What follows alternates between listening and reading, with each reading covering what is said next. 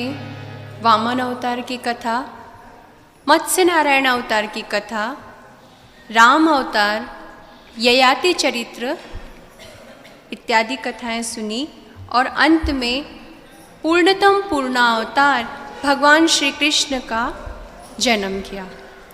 भगवान श्री कृष्ण ने दुष्टों का संहार करने के लिए और अधर्म का नाश करने के लिए, इस संसार में धर्म की प्रतिस्थापना करने के लिए अवतार लिया। कल गोकुल में आनंदोत्सव मनाया गया। कंस को योग माया ने अट्टहास करके चेतावनी दे दी थी कि तेरा काल इस पृथ्वी पर आ चुका है, अवतार ले चुका है और वो सुरक्षित है।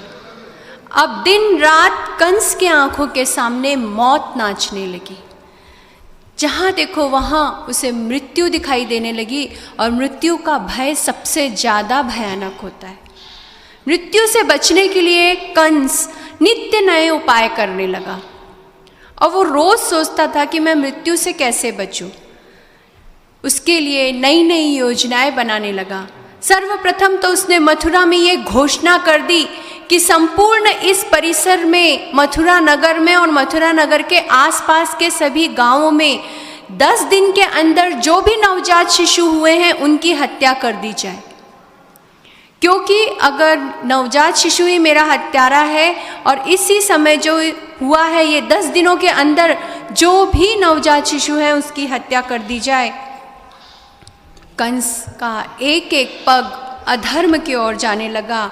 अंधकार के घोर खाई में कंस जाने लगा और उसके इस आदेश से निरपराध प्रजा का छल हुआ और मथुरा की प्रजा पूरी शोकाकुल हो गई। राजा परीक्षित ने आचार्य सुखदेव से पूछा कि आचार्य, गोकुल में क्या हुआ था? उन्हें बड़ी उत्सुकता थी कि गोकुल में क्या हुआ। यशोदा मैया को तो बेटी हुई थी, पुत्री हुई थी, उन्हें इस बात का आभास नहीं था। आचार्य मुस्कुराए और आचार्य ने मुस्कुरा कर कहा कि राजन, वो योग माया थी। योग माया ने अपने माया का आवरण उस परिसर में नहीं, संपूर्ण सृष्टि पर फैला दिया था। क्योंकि जब भगवान श्री कृष्ण ने जन्म लिया, सारी बेड़ियां खुल गई, कारागृह के द्वार खुल गए, सारे सेवक सो गए। राजा कंस को इस बात का आभास नहीं हुआ, सभी कुछ अलग अवस्था में था। तो ये जो माया देवी योग माया का जो आवरण था वो केवल यशोदा माँ के घर के आसपास नहीं था, संपूर्ण सृष्टि पर था। और यशोदा माँ को कुछ भी ज्ञात नहीं कि उन्हें बेटी हुई है या बेटा हुआ है। जब नंद बाबा भगवान श्री कृष्ण को ले जाकर यशोदा माँ के पास उन्होंने सुलाया और उनकी बेटी को उठाया और अपनी टोकरी में रख लिया, और वो जब मथुरा वापस आ गए, जैसे ही मथुरा वापस आए, भगवान को लेकर गए, तब सारे बंधन खुल गए, सारे नगर सेवक सो गए। किंतु जैसे ही देवी योग माया का आश्रय लिया, माया के आने से बेड़ियां बन जाती हैं, द्वार बन जाते हैं, सेवक जाग गए और उन्होंने कंस को सूचित किया था। इस प्रकार कंस दिन रात नई नई योजनाएं बनाने लगा, नए नए विचार करने लगा। अपने सब कठोर राक्षसों को, दैत्यों को उसने बुलाया। उस समय तक राजा उग्रसेन मथुरा के राजा थे। राजा उग्रसेन ने समझाया कि पुत्र, जो तुम कर रहे हो, ये नवजात शिशुओं की हत्या कर रहे हो, तुम्हारी बहन के पुत्रों की हत्या कर रहे हो, ये गलत है।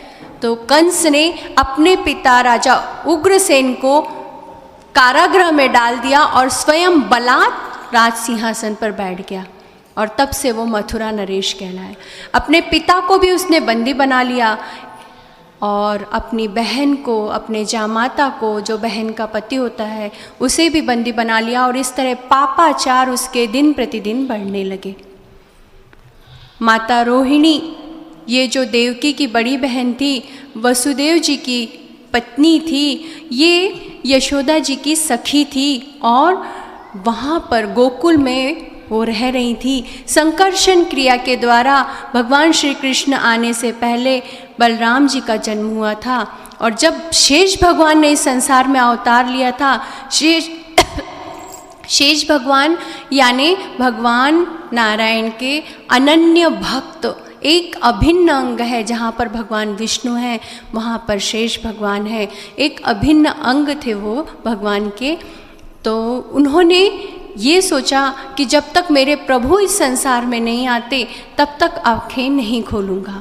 और कहा जाता है कि बलराम जी का जब जन्म हुआ उसके बाद से जब तक भगवान नारायण ने श्री कृष्ण रूप से इस संसार में आगमन नहीं किया तब तक बलराम जी ने आँखें नहीं खोली थी।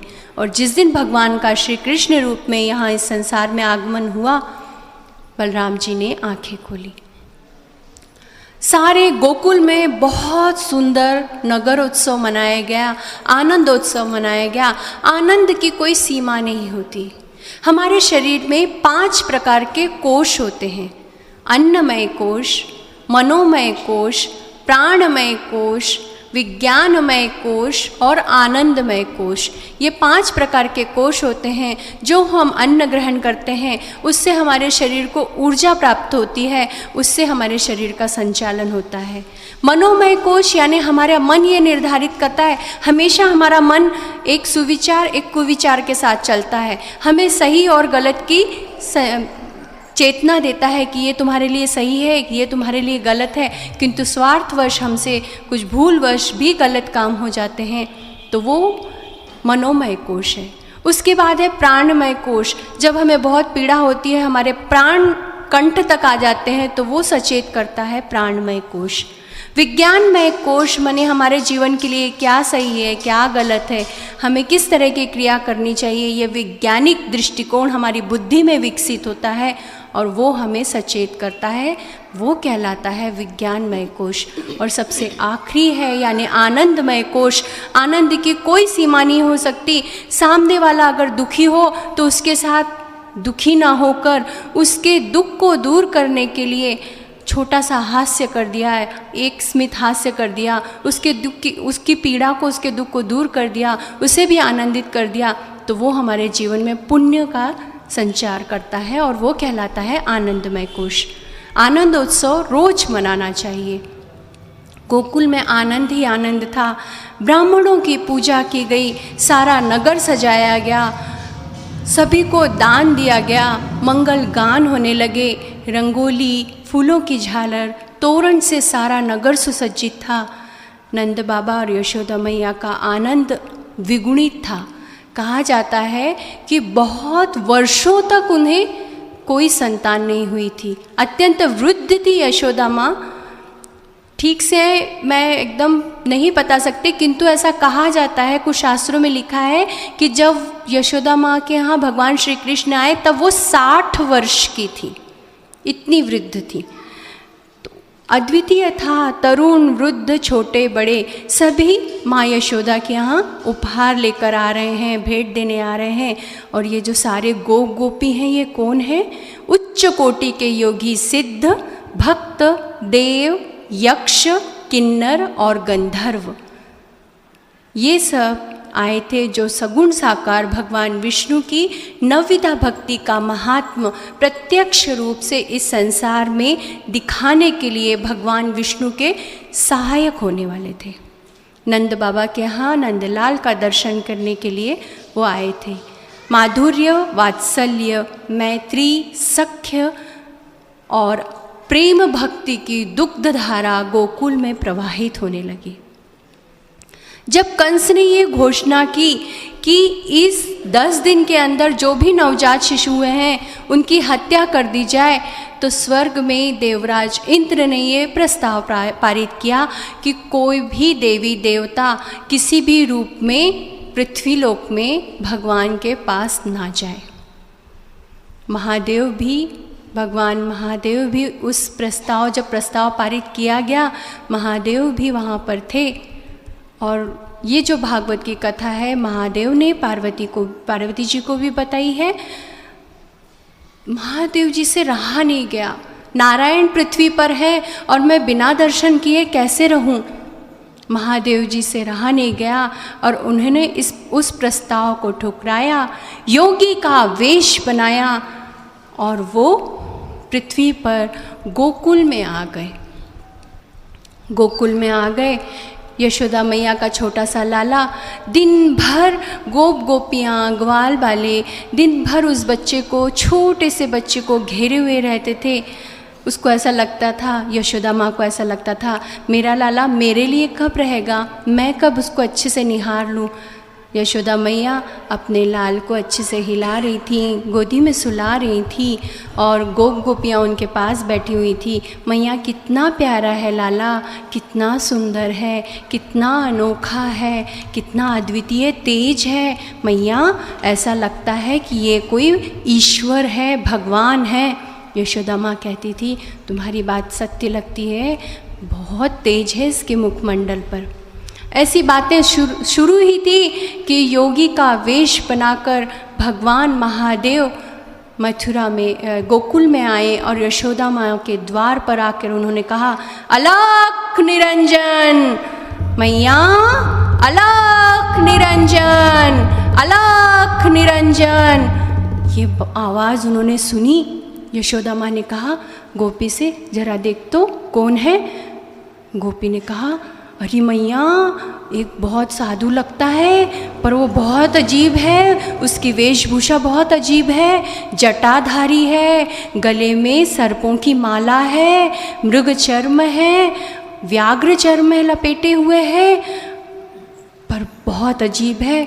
उनसे कहा मैंने भिक्षा ले लो, तो वो कहते हैं कि मैं लाला का दर्शन करने के लिए आया हूँ, मुझे केवल लाला को देखना है।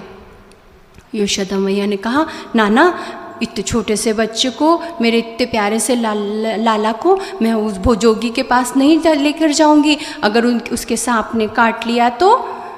यशोदा मैया कहती है कि नहीं नहीं जोगी बाबा, आपको जो भी भिक्षा चाहिए आप यहाँ से ले लीजिए, आपको जो चाहिए मैं दूंगी, पर अपनी लाला का दर्शन नहीं कराऊंगी।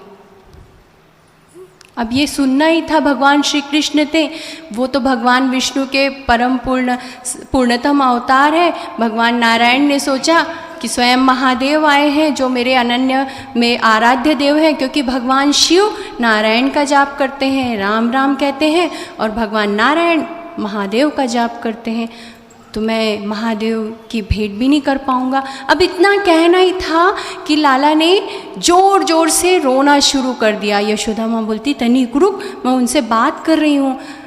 हिलाया, लेकिन वो लाला जो था, छोटा सा कन्हैया, वो रो रहा था, उनका रोना ही रुक नहीं रहा था। तो यशोदा मैया ने कहा, अच्छा जोगी बाबा रुको, मैं सामने तो नहीं लाऊंगी, आपके गले का सर्प मेरे बच्चे को काट लेगा तो मैं खिड़की के ओट से अपने लाला को आपको दिखाती हूँ, आप दर्शन कर लो।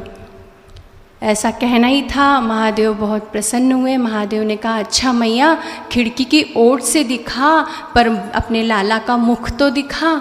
ऐसा कहा और यशोदा मैया ने खिड़की का एक पट खोला, धीरे से अपने लाला का मुख दिखाया। भगवान नारायण मुस्कुराए और महादेव मुस्कुरा कर हंसने लगे और नाचने लगे, गाने लगे, और वो कहने लगे कि गोकुल की गलियों में कौन आया था?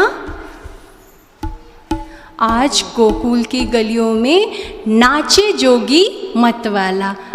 आज गोकुल की गलियों में महादेव नाचने लगे, खुशी के मारे नाचने लगे। और ये क्या था? योगीश्वर का और योगेश्वर का मधुर मिलन था।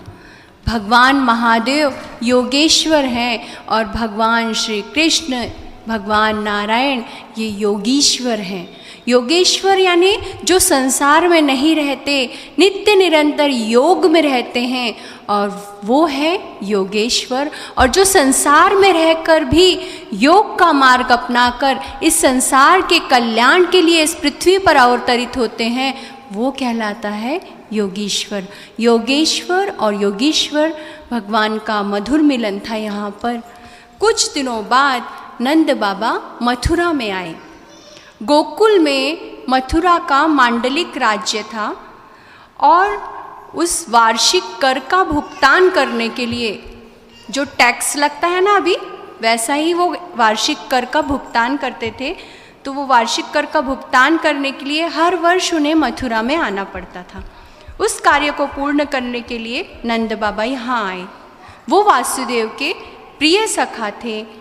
अपने कार्य को पूर्ण करने के लिए उन्होंने कंस से अनुमति मांगी और वो वासुदेव जी से मिलने गए। अब वसुदेव जी जैसे ही नंद बाबा को देखा, उन्होंने दोनों उनको हृदय से लगा लिया और वसुदेव जी नंद बाबा से धीरज से पूछते हैं कि मेरा बड़ा रोहिणी का पुत्र कैसा है। तो नंद बाबा ने कहा कि आप बिल्कुल चिंता मत कीजिए वसुदेव जी, रोहिणी पुत्र अत्यंत सुंदर है, रूपवान है, गौर वर्ण का है, बहुत सुंदर है और सुरक्षित है, आप चिंता मत कीजिए। वसुदेव जी ने एक उपमा देते हुए कहा, तुम्हारा पुत्र कुशल मंगल तो है ना। इतना ज़्यादा वसुदेव जी को पीड़ा हुई क्योंकि वो जानते थे कि मेरा पुत्र है।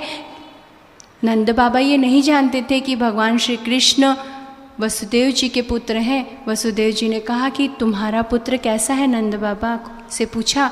तो नंद बाबा अपने पुत्र का विस्तृत वर्णन करने लगे। इतना सुंदर है मेरा लाला, अद्वितीय है, सांवला सांवला है, बड़ा नटखट है, सुंदर है, उसकी आंखें इतनी मोहक है कि एक बार अगर उसकी आंखों में देखो तो कहीं और देखने की इच्छा नहीं होती।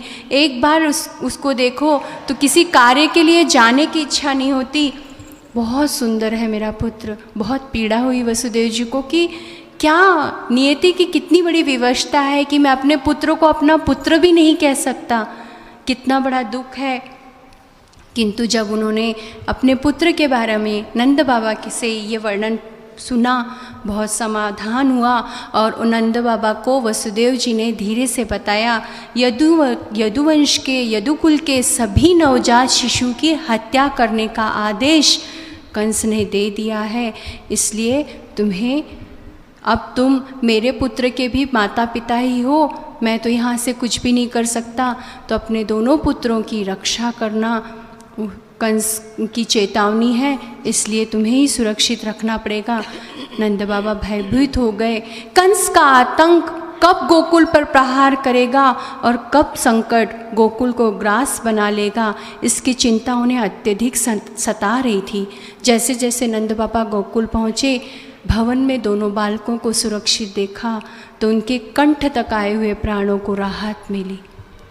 मैया यशोदा रोज पालने में कन्हैया जी को सुलाया करती थी। कंस को ज्ञात हो चुका था कि गोकुल में नंद बाबा के यहाँ भी इसी अवधि में बालक जन्मा है। मेरा अंत करने वाला जो है उसका मैं ही पहले अंत कर दूंगा, यह दृढ़ निश्चय करके वो दिन रात अपने जीवन को बचाने में लग गया था। नंद बाबा गोकुल के राजा थे, गोकुल के अधिपति थे। उनके पुत्र का वध करना ये कोई साधारण बात नहीं थी। अतः कंस ने सर्वप्रथम पूतना नाम की विशाल काय राक्षसनी को शिशु का वध करने के लिए भेजा। हमारे पुण्य कर्मों के अनुरूप हमें जन्म मिलता है, ये शास्त्रों में भी लिखा है। अगर हमें हमारे घर में साक्षात ईश्वर को भी लाना हो तो वो भी सामर्थ्य हम में है, परंतु हमारी इच्छा शक्ति दृढ़ होनी चाहिए और हमारी आराधना प्रबल होनी चाहिए। हम भगवान को भी अपने घर में ला सकते हैं, पर इच्छा शक्ति, अगर हम जो सोचते हैं, जो चाहते हैं, अगर हमने गलत किसी के बारे में विचार किया तो वो गलत विचार भी फलीभूत हो जाता है, तो फिर अच्छा विचार क्यों नहीं होगा। अगर हमने सोचा कि भगवान हमारे घर पर आए तो वो भी हमारे घर पर आएंगे। केवल एक कल का एक छोटा सा अनुभव बताती हूँ। कल जब मैंने भगवान श्री कृष्ण को छोटे से बाल सजीव रूप में हमने कल गोकुल का आनंद उत्सव किया। मैंने प्रभु श्री कृष्ण के रूप में जो छोटा सा शिशु था उसे गोदी में लेकर मैं बैठी, तो वो छोटा सा बालक बिल्कुल शांत बैठा। जो कल आए थे भगवान श्री कृष्ण के जन्म में, वो जानते होंगे कि उस छोटे से बच्चे ने जरा सा भी आवाज़ नहीं किया, शांति से वो आनंद उत्सव उसने मनाया। तो मन में केवल एक ही भाव आया कि प्रभु एक बार तो मेरी तरफ देख लो, आप सामने ही देख रहे हो, मैं तो मुंह, यहाँ सामने माइक है, मैं तो आपका मुख भी नहीं देख सकती। आप विश्वास नहीं करेंगे, ये मन में केवल भाव आया है और वो छोटे से कृष्ण ने 4 बार 5 बार मुंडी उठाकर मेरी तरफ देखा। अपने भाव, जैसे हम भाव करेंगे वैसा जीवन में होता है। तो अगर हम सद्विचार करेंगे, हम ईश्वर को अपने जीवन में बुलाना चाहेंगे, तो ईश्वर भी हमारे घर में आ सकते हैं। ये पूतना कौन थी? कल हमने वामन भगवान के अवतार की कथा सुनी। राजा बलि और उनकी धर्मपत्नी विंध्यावली की ये पुत्री थी पिछले जन्म में, जिसका नाम था रत्नमाला। रत्नावली, रत्नमाला जिसका नाम था।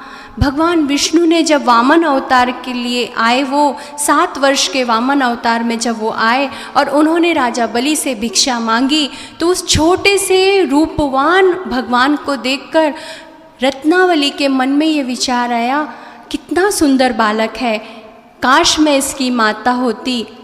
ऐसा विचार आया। भगवान तो अंतर्यामी है, भगवान सब कुछ जानते हैं। भगवान ने कहा तथास्तु। और दूसरे ही क्षण जब भगवान ने 3 पग भूमि मांगी और उसमें पृथ्वीलोक, स्वर्गलोक सब ले लिया और पाताल लोक में राजा बलि को जाने के लिए जब किया, तो विराट स्वरूप जब भगवान ने ले लिया, तो रत्नावली के मन में ये विचार आया कि भगवान ने मेरे पिता के साथ छल किया है, मैं इसका वध कर दूंगी। वात्सल्य भक्ति, शत्रु भक्ति, ये दोनों का मिश्र समन्वय उसके मन में एक ही क्षण में हुआ है। एक क्षण में हमारा विचार बदल जाता है। अगर हमारे विचार मन में आया कि आज भगवान के हमें दर्शन करने चाहिए, हमें मंदिर जाना चाहिए, तत्काल निकलिए। जो दान है, जो संकल्प है, जो सत्कर्म है, वो तत्काल करने हैं। किसी भी क्षण की प्रतीक्षा नहीं करनी चाहिए। हमने मन में विचार किया मंदिर जाना है और हम उस क्षण के लिए रुक गए और उसके बाद हो सकता है हमारे यहाँ मेहमान आए और हम काम में व्यस्त हो जाएं और हम मंदिर ना जा पाए, भगवान के दर्शन ना कर पाए। कुछ दान करना है, हमने संकल्प लिया, हमारे मन में शुभ विचार आए और कुछ कारण से हम वो ना कर पाए, तो संकल्प जो है वहीं क्षीण हो जाते हैं। इसलिए एक क्षण में हमारे विचार बदल सकते हैं, एक क्षण में हमारे विचार को विचार में बदल सकते हैं। इसलिए अगर सत्कर्म करना है, शुद्ध भावना से हम कोई सात्विक विचार मन में आते हैं, तो जो सत्कर्म है वो तत्काल करें। ये भागवत कहता है, ये मेरे स्वयं के विचार नहीं है। भागवत कहता है दान का विचार अगर मन में आए तत्काल करो, सत्कर्म का विचार अगर मन में आए तत्काल करो। एक क्षण के लिए भी रुकना नहीं है, क्योंकि एक भी श्वास हमारे वश में नहीं है। एक भी श्वास हमारे वश में नहीं है। ये श्वास का अधिष्ठाता कौन है? ये श्वास का अधिपति कौन है? भगवान, परब्रह्म, परमात्मा, वो सर्वोच्च शक्ति जो हमें इस पृथ्वी पर भेजती है, उसके अधीन हमारा पूरा जीवन है। जिस दिन हम इस संसार में आए, हमारे मस्तक पर मृत्यु का दिन, मृत्यु किस प्रकार होगी और किस अवधि में होगी, किस आयु में होगी और किस अवस्था में होगी, ये लेख लिख दिया जाता है। जिस दिन हमारा जन्मदिन है, उसी दिन हमारे मस्तक पर मृत्यु का दिन, घटना सब कुछ लिख दी जाती है। कुछ भी हमारे हाथ में नहीं है। इसलिए शुभ कर्म करना है तो वो तत्काल करो। भगवान ने उसे कह दिया तथास्तु। तो शत्रु भाव और वात्सल्य भाव का मिश्र समन्वय थी ये पूतना, जो बलि राजा की पुत्री थी और इस जन्म में पूतना बनकर आई थी। पूतना ने क्या किया? एक सुंदर गोपी का वेश धारण किया और आकाश मार्ग से, सूक्ष्म देह से उसने गोकुल में प्रवेश किया। गोपी का रूप लेने के बाद भी उसने सूक्ष्म देह बनाया। एक जितना पक्षी दिखता है उतना सूक्ष्म देह बनाया, क्योंकि गोकुल वासियों को ये पहले दिख जाती तो गोकुल वासियों को अंदाज़ा आ जाता कि कोई शत्रु है, मथुरा से आया हुआ है। इसने सूक्ष्म देह बनाया और जब उसने गोकुल में प्रवेश किया तब उसने अपना मनमोहक रूप बनाकर चलने लगी। बालों में बड़ा सा गजरा, सुंदर नैन नक्श, मटकते हुए चाल, उसको देखकर गोकुलवासी भी मोहित हो रहे थे। स्तनों में विष भरकर यशोदा नंदन के वध की लालसा मन में रखकर वो गंतव्य स्थान की ओर जा रही थी। जैसे ही उसने नंद बाबा के आंगन में प्रवेश किया, लाला पालने में सो रहा था। यशोदा मैया अपने काम में व्यस्त थी। अभी अभी उन्होंने लाला को सुलाया था, कन्हैया जी को सुलाया था, और जैसे ही पूतना को लाला ने देखा, लाला जोर जोर से पैर पटक कर रोने लगा। मैया ने सोचा, अरे अब भी तो सुला के आई हूँ, इतने जल्दी तो नहीं उठता लाला, इतने जल्दी कैसे उठ गया? अरे लाला थोड़ा रुक, मेरे हाथ का जो काम है वो निपटा कर मैं आती हूँ।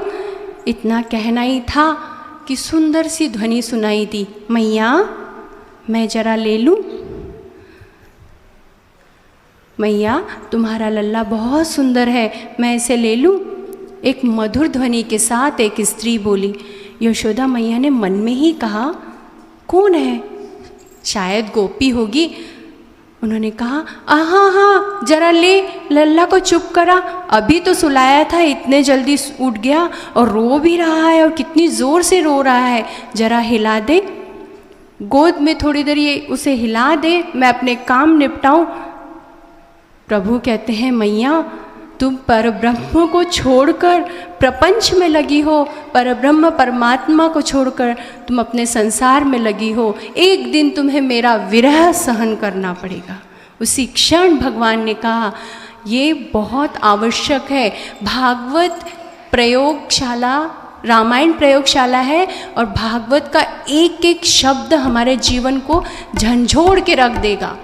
क्योंकि हम अगर पूजा करते हैं, ऐसा नियम है हमारे कि हमने नहाने धोने के बाद सबसे पहले भगवान की पूजा करना है। जब मन शांत हो तब भगवान की पूजा करके आराध्य देवता को भोग लगाकर अपने कार्यों में संलग्न हो जाना चाहिए। अब संसार में अगर हम लग गए और परमात्मा को भूल गए, तो फिर अगर हमारे जीवन में दुख आता है तो ये मन में कभी मत सोचे कि भगवान मुझे याद नहीं करता, भगवान ने मेरी नहीं सुनी। परमात्मा ने कहा कि एक दिन मैया तुझे मेरा विरह सहन करना पड़ेगा।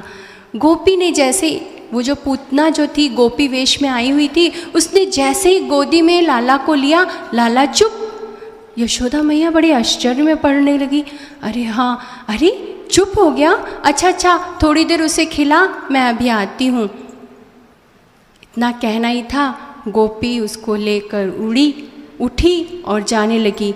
और जैसे ही पूतना के संपर्क में भगवान आए, प्रभु ने अपनी आंखें बंद कर ली, क्योंकि वो परब्रह्म परमात्मा थे, उन्हें माया स्पर्श नहीं कर सकती थी, किंतु एक साधारण जीव के रूप में इस संसार में आए थे, माया उन्हें ग्रसित न कर ले, इसलिए उसने आंखें बंद कर ली। वात्सल्य का निमित्त बनाकर पूतना भगवान को स्तनपान कराने लगी। बालक का रोना थम गया।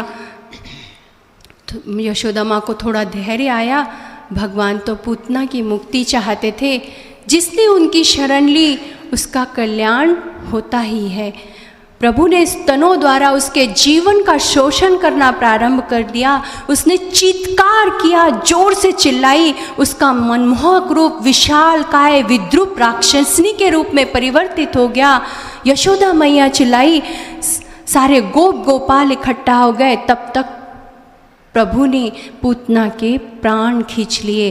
वो निष्प्राण होकर जोर से धम्म से धरती पर गिर पड़ी। लाला उसके वक्षस्थल पर था, और जैसे ही पूतना का वध हुआ, प्रभु ने आंखें खोली। मनुष्य योनि में भगवान ने अवतार लिया था, और पूतना को उन्होंने, वो शत्रु के भाव से आई थी, किंतु पूतना को उन्होंने अपने धाम में पहुंचाया।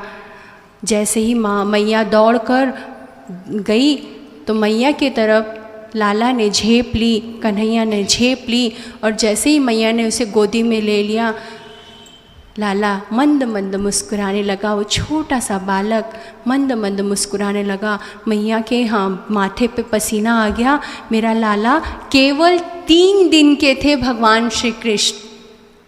जब भगवान ने राम अवतार लिया था, उस समय उन्होंने संकल्प ले लिया था कि इस बार मेरे को रुकना ही नहीं है, चाहे दुनिया कैसे समझे।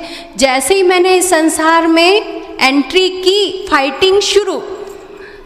जब छोटे छोटे बच्चों को, जब मेरे यहाँ आते थे, मैं ये सब कहानियाँ या प्रसंग अपने बच्चों को भी बताती थी, तो मेरे बच्चे बोलते थे, मेरी बेटी मुझसे कहती है, आई तुझा कृष्ण तर सुपर हिरो आहे म्हणे, 3 दिवसाचा असताना फायटिंग सुरू, आता तर हिरोंना खूप फायटिंगची प्रॅक्टिस करावं लागते.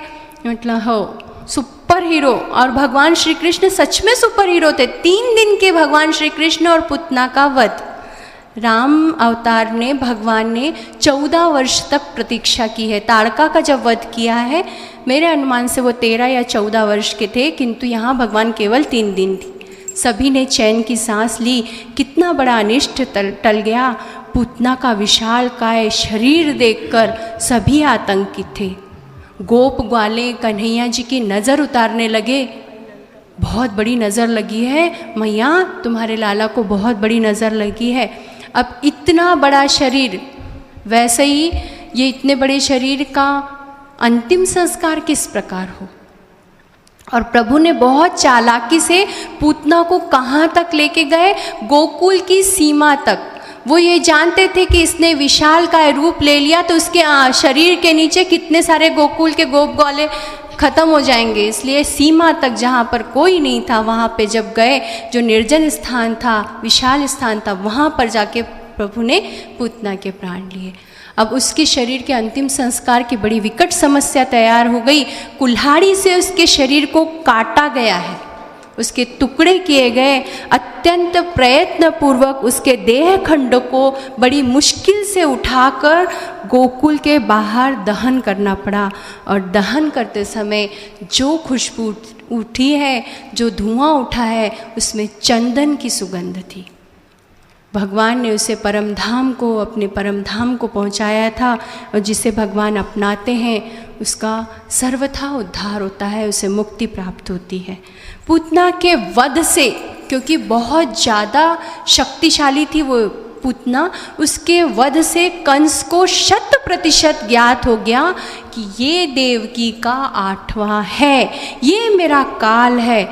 अब कंस और सचेत हो गया और उसके मृत्यु का भय उसे और ज़्यादा सताने लगा. जब तक मृत्यु हमारे आँखों के सामने ना नाचे ना, हमें अच्छे विचार नहीं आते, हम इच्छा होकर भी हम नहीं कर पाते. इसलिए ऐसा कहा जाता है, बहुत बड़े वैज्ञानिक, विद्वान, विदूषक, संत ये कहते हैं कि हम एक दिन मरने वाले हैं, ये ना सोचकर हम ये सोचें कि हमारी मृत्यु कल ही होने वाली है. अगर हमने ये सोचा कि हमारी मृत्यु कल ही होने वाली है तो आज हम कोई बुरा काम नहीं करेंगे.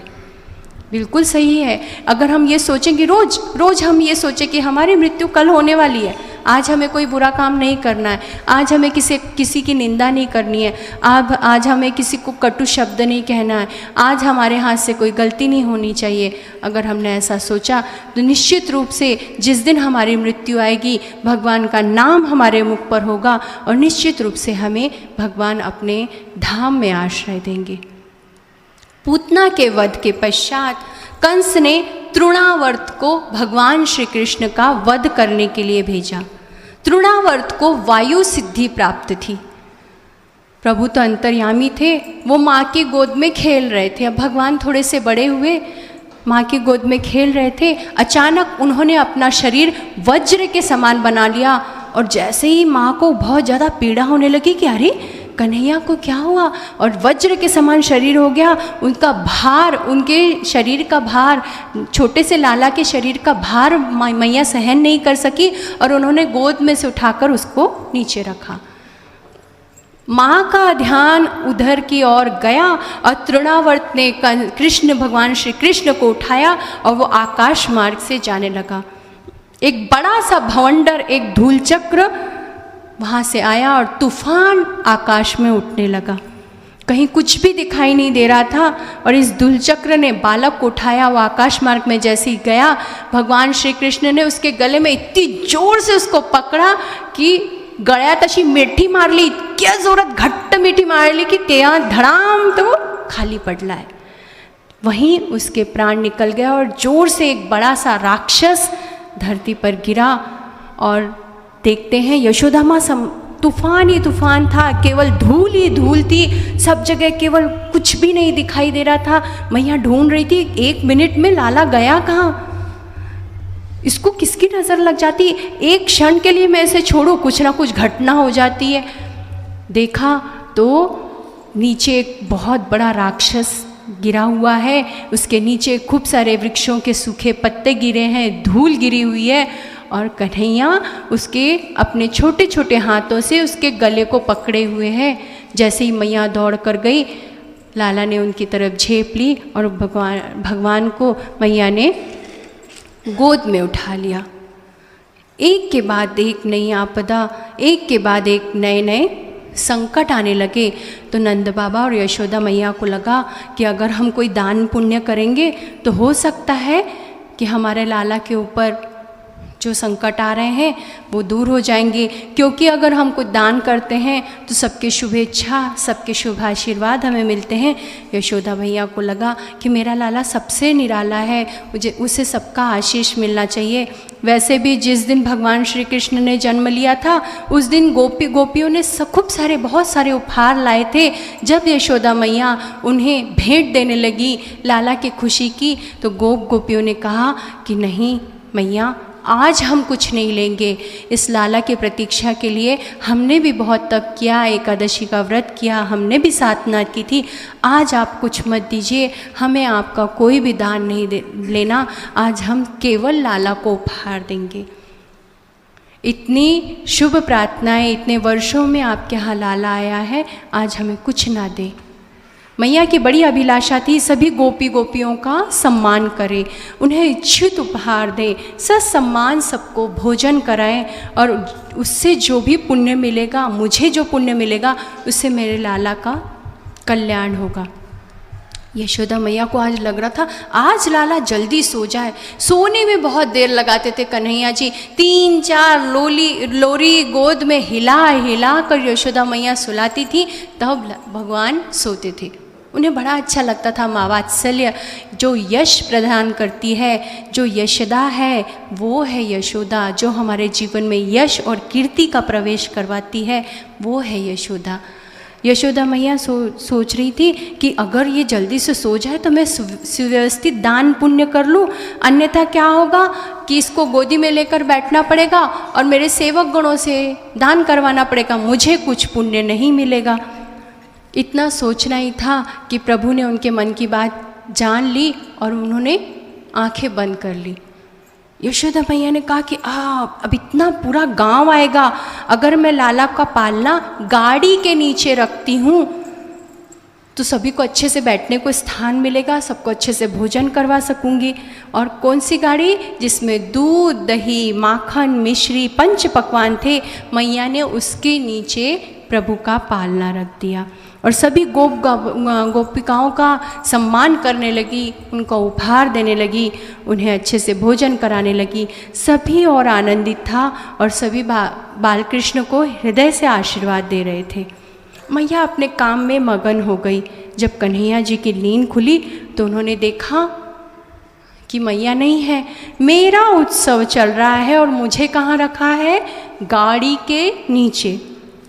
अगर हमारे घर में कोई भी उत्सव चल रहा हो, विवाह उत्सव हो, किसी भी प्रकार का संस्कार हो, तो प्रभु को अपने ऊपर रखिए। प्रभु के सामने हमारे शीश झुकने चाहिए। संसार से ऊपर परमात्मा है। हम पहले संसार में लग जाएं और कोने में भगवान को रख दें, बहुत बुरा है ये, क्योंकि ये कि भगवान को भूल जाना, प्रपंच करना कोई गुनाह नहीं है। प्रपंच, इस संसार में हम आए हैं तो प्रपंच तो करना ही पड़ता है, किंतु प्रपंच करते हुए परमात्मा को भूल जाना बहुत बड़ा अपराध है, गुनाह है। गोपियों का सम्मान करते समय यशोदा मैया इतनी व्यस्त हो गई कि वो कन्हैया जी को भूल गई। प्रभु ने रोना शुरू कर दिया, किंतु इतने जोरों के स्वर थे, मैया को कुछ भी सुनाई नहीं दिया। कन्हैया जी हाथ पैर मार कर जोर जोर से आक्रोश करके रोने लगे और तभी उनका ध्यान आया कि गाड़ी के ऊपर कौन बैठा है? पूतना का भाई शकटासुर विराजमान है, जो अपनी बहन के मृत्यु का बदला लेने के लिए आया है। कन्हैया जी ने जोर से गाड़ी पर लात मारी, सारा दूध, दही, माखन, मिश्री, पंच पकवान सब उलट गए और पालना दूर सरक गया और शकटासुर उस गाड़ी के नीचे दब गया और वहीं उसकी मृत्यु हो गई। प्रपंच की गाड़ी के नीचे अगर हम ईश्वर को रखेंगे तो गाड़ी उलट जाएगी। पति पत्नी गृहस्थ आश्रम के गाड़ी के 2 पहिए हैं, उस गाड़ी पर श्री कृष्ण को सारथी बनाना है, उसका सारथ्य, हमारे जीवन का सारथ्य भगवान को देना है। और हम जो अगर गाड़ी के 2 पहिए हैं, अगर जीवन का सारथ्य भगवान करेंगे तो हमारी जीवन का कल्याण होगा और हमारे जीवन में हम कोई भी गलत कार्य नहीं कर पाएंगे। एक संत के अनुसार जब शकटासुर का वध हुआ है, भगवान श्री कृष्ण 108 दिन के थे।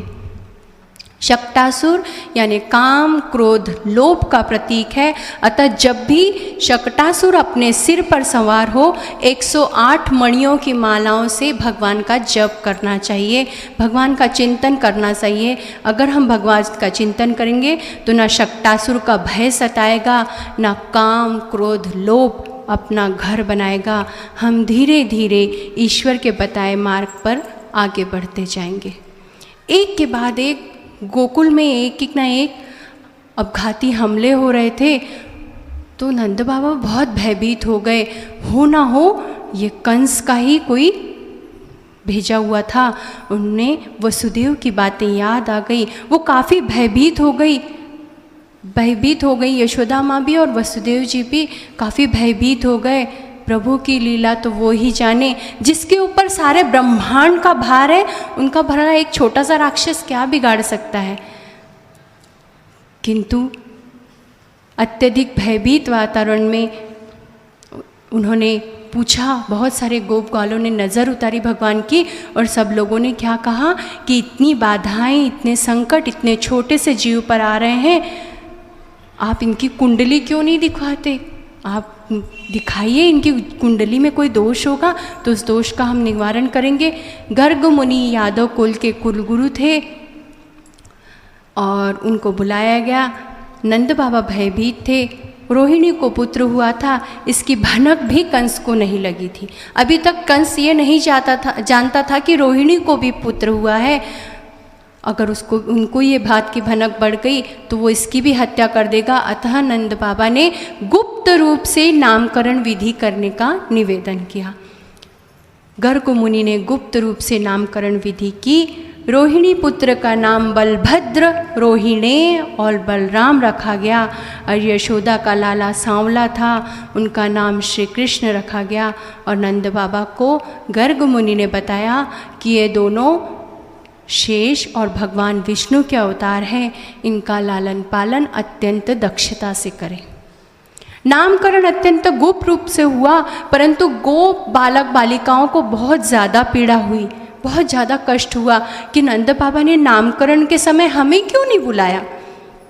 और उन्होंने अपनी इच्छा से भगवान श्री कृष्ण के कई नाम रख लिए। नहीं नंद बाबा, आपने हमें नामकरण के समय नहीं बनाया था, हमारी इच्छा थी कि आपके लाला का ये नाम रखें, क्योंकि हमने भी साधना की थी, हमने भी व्रत किया था कि आपके यहाँ लाला हो, हमारे गोकुल में आनंद हो। तो सबने उनके अनेक नाम रख दिए, कोई उन्हें कन्हैया, कोई उन्हें कान्हा, कोई उन्हें गोपाला, कोई उन्हें नंदलाला, कोई कुछ, सभी ने अलग अलग नाम ले लिए। और गोकुलवासियों ने रोज नंदोत्सव मनाया है।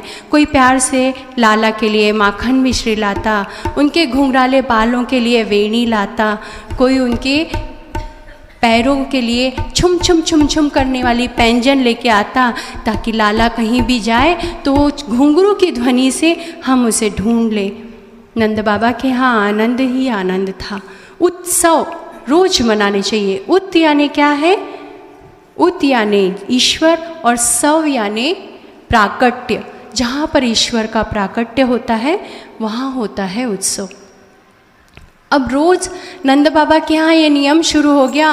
गोपिकाएं रोज कान्हा के लिए नए नए कुछ भी लेकर आती थी।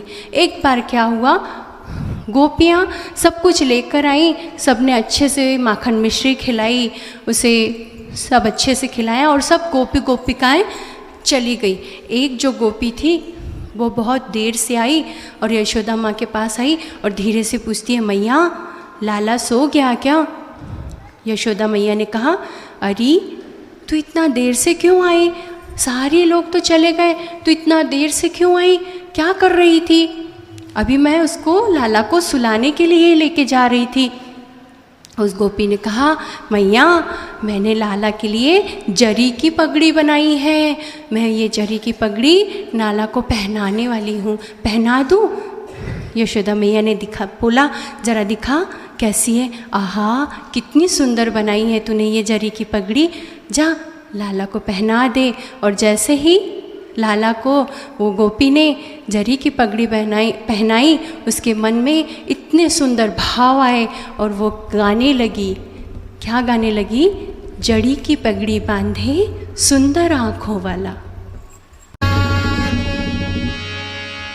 भगवान श्री कृष्ण और बलराम जैसे जैसे बड़े होने लगे, उनकी बाल लीलाएं गोकुलवासियों को मोहित करने लगी।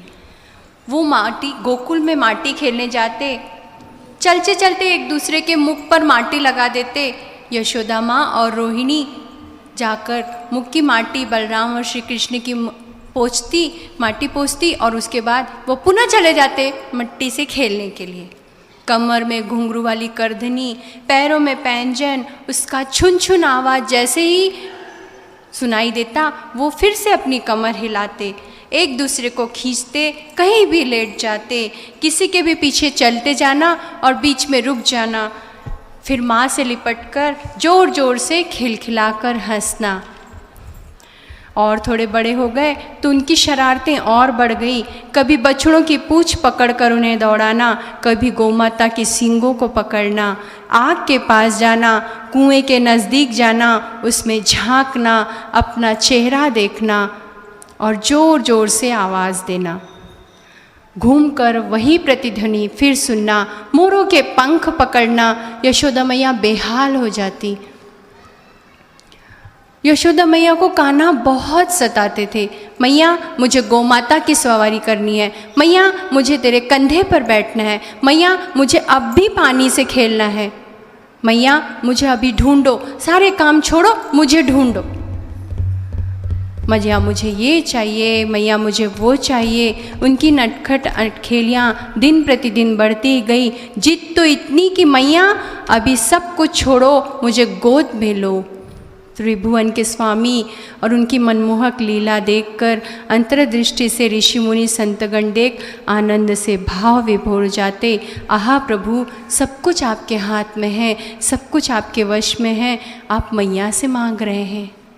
आप तो सर्वज्ञाता हैं, आप एक क्षण में स्मरण करेंगे तो वो वस्तु आपके समीप आ जाएगी, प्रत्यक्ष हो जाएगी। सारे देव देवता आपके केवल आवाज़ देने पर आपके हर कार्य को करने को तैयार है। वो पर ब्रह्म परमात्मा अपनी मैया से मांग रहा है, क्योंकि वो संसार में थे और संसार में उन्हें लीला करनी थी। घर घर से समवयस्क गाल वालों को इकट्ठा करना, पूरे गोकुल में धूम मचाना। नंद बाबा के यहाँ आप विचार करिए 9 लाख गैयाँ थी। कितनी गायें थी? 9 लाख। जब नंद बाबा के यहाँ 9 लाख गायें थी तो विचार करिए उनके यहाँ कितना दूध दही माखन रहा होगा। उसके बाद भगवान श्री कृष्ण क्या करते थे? मटकी फोड़ते थे, छीके के ऊपर रखा हुआ माखन चुराते थे।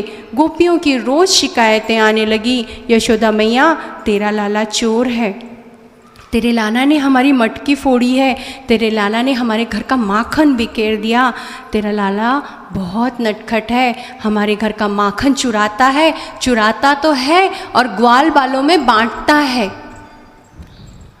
और फिर आकर तुझसे झूठ बोलता है।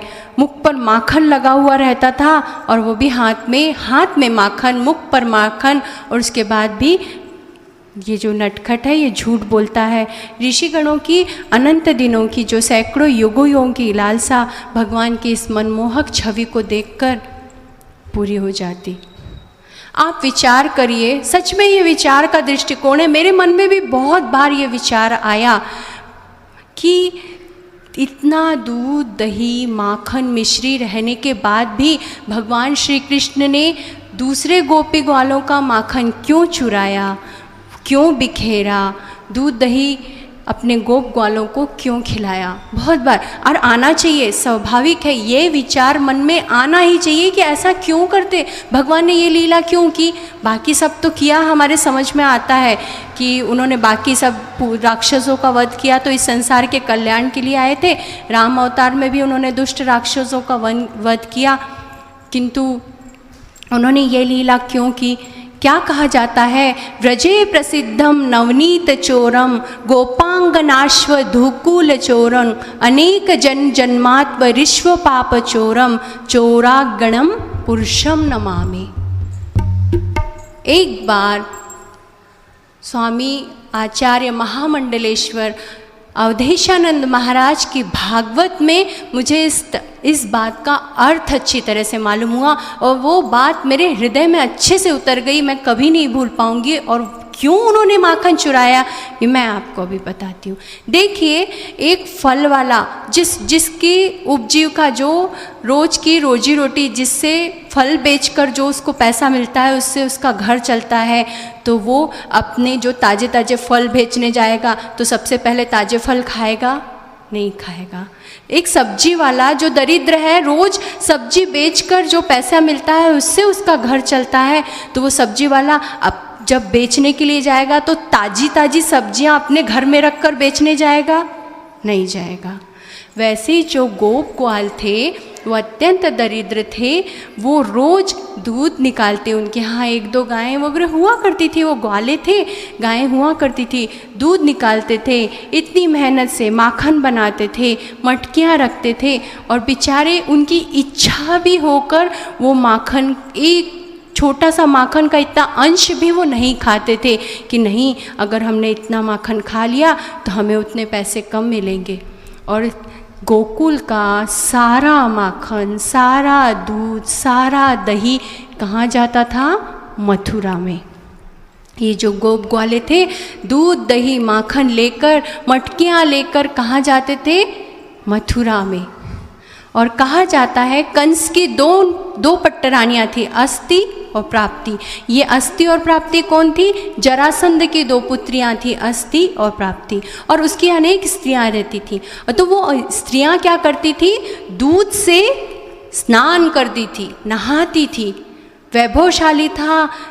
और कहा जाता है दूध से केवल परमात्मा को नहलाते हैं, हम अभिषेक करते हैं ना, तो दूध से केवल परमात्मा को नहलाने का, क्योंकि दूध शुद्ध संकेत, सात्विक भक्ति का संकेत माना जाता है, तो दूध का अभिषेक भगवान के लिए है, इंसान के लिए निषेध है। और वो इतना सारा दूध बहा लेती थी।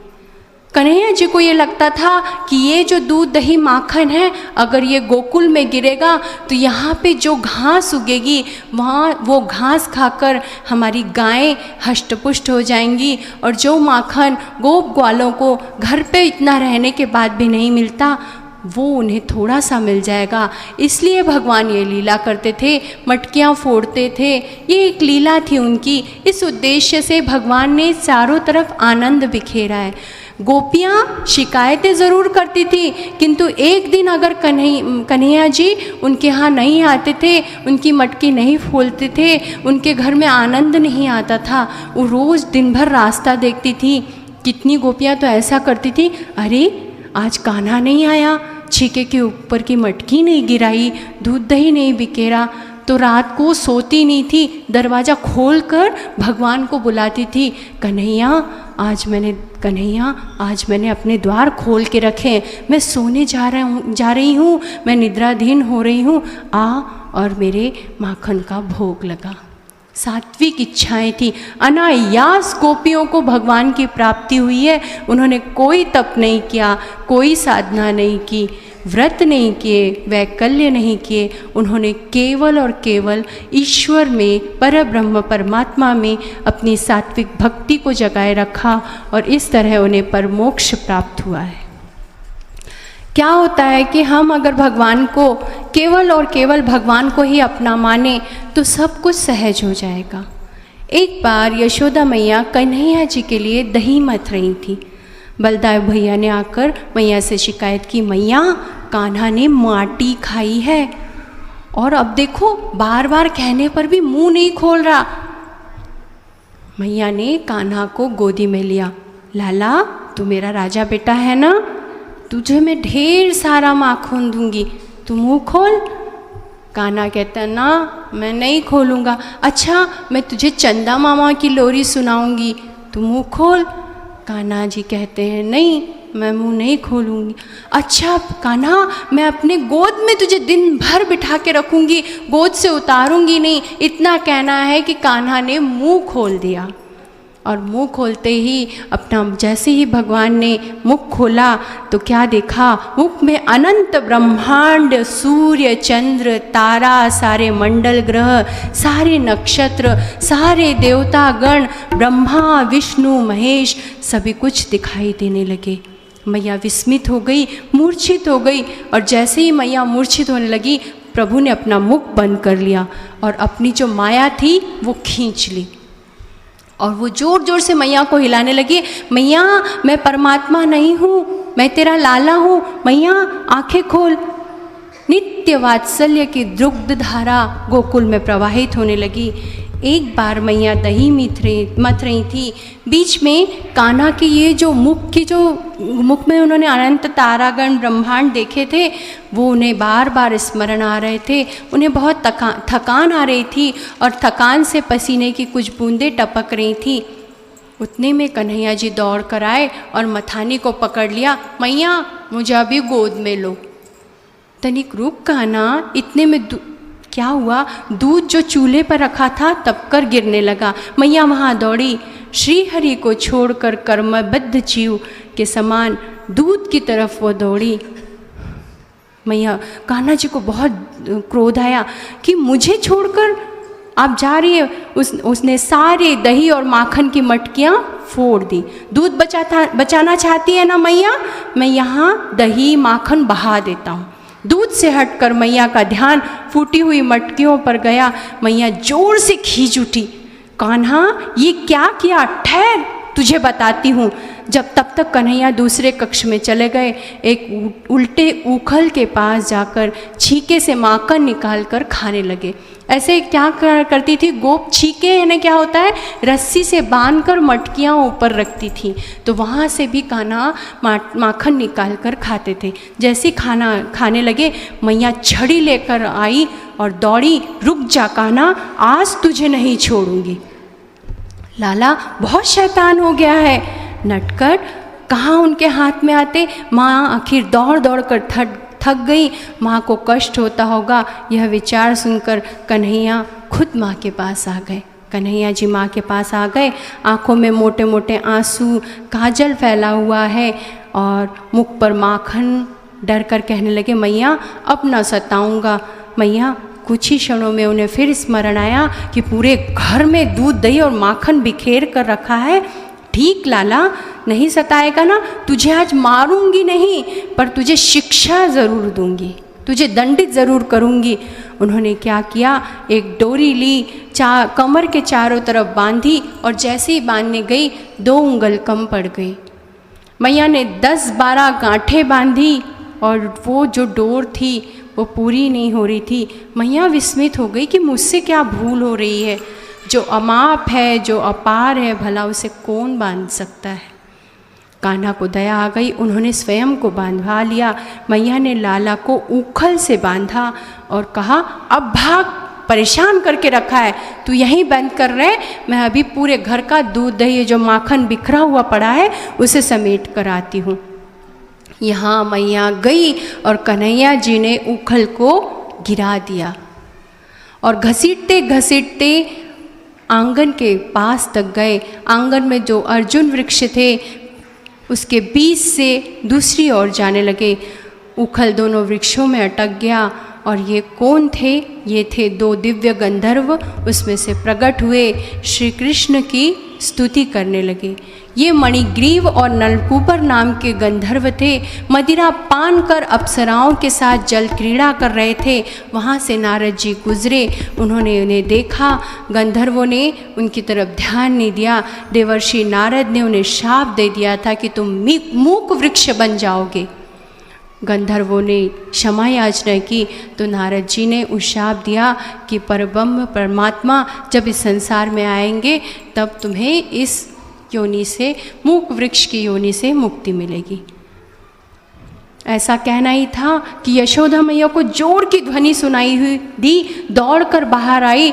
तब तक गंधर्व प्रभु की प्रदक्षिणा करते हुए 3 प्रदक्षिणा उन्होंने की और उत्तर दिशा की ओर प्रस्थान कर दिया।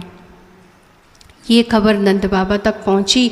वो दौड़े दौड़े आए, कमर की डोरी छोड़ी, मेरा लाला बहुत बड़े संकट से बच गया। ऐसा समझकर मन ही मन ईश्वर को धन्यवाद देने लगे। श्री कृष्ण की बाल लीला में रममाण रहने वाले अनेक जीवों को इस लीला से परम गति प्राप्त हुई है। भगवान श्री कृष्ण की अत्यंत दिव्य और सुंदर, बहुत सुंदर लीलाएं हैं। एक के बाद एक उन्होंने अनेक छोटी छोटी सी लीलाएं की हैं और जैसे जैसे लीलाएं खत्म होती हैं हमेशा एक एक लीला के साथ हमें प्रभु का प्रागट्य हमारे हृदय में करना है, हमें स्मरण करना है। मैया यशोदा और नंद बाबा पिछले जन्म के बहुत बड़े तपस्वी थे। ऐसा कहा जाता है कि इस जन्म में अगर हमारी भक्ति परिकाष्ठा तक नहीं पहुंचती तो हमें ईश्वर को प्राप्त करने के लिए पुनः जन्म लेना पड़ता है। वो बहुत बड़े तपस्वी थे और उन्होंने ब्रह्मा जी की उपासना की थी और ब्रह्मदेव से उन्होंने ये वरदान मांगा था कि प्रभु हमें भगवान नारायण की वात्सल्य भक्ति प्राप्त हो। पिछले जन्म में नंद बाबा का नाम था धरा और नंद बाबा का नाम था वसु और यशोदा मैया का नाम था धरा और आज वही परम भाग्य का उदय हुआ था। एक के बाद एक गोकुल में अपघाती जो हमले थे उसके प्रसंग से नंद बाबा अत्यंत भयभीत हो गए। एक गोवृद्ध जो कि बहुत ज़्यादा विचारी और दूरदर्शी था उसने कहा, नंद बाबा हमें गोकुल छोड़कर दूसरे स्थान पर जाना चाहिए। गोकुल छोड़कर दूसरे स्थान पर जाने का सुझाव रखा। गोकुल से ही कुछ दूर था वृंदावन। उस गोवृद्ध ने कहा कि अगर हम वृंदावन जाएंगे तो वहाँ हमारे गाय बछड़े गोप ग्वाले सबको कोई भय नहीं रहेगा, हमारा लाला भी संकटों से दूर रहेगा।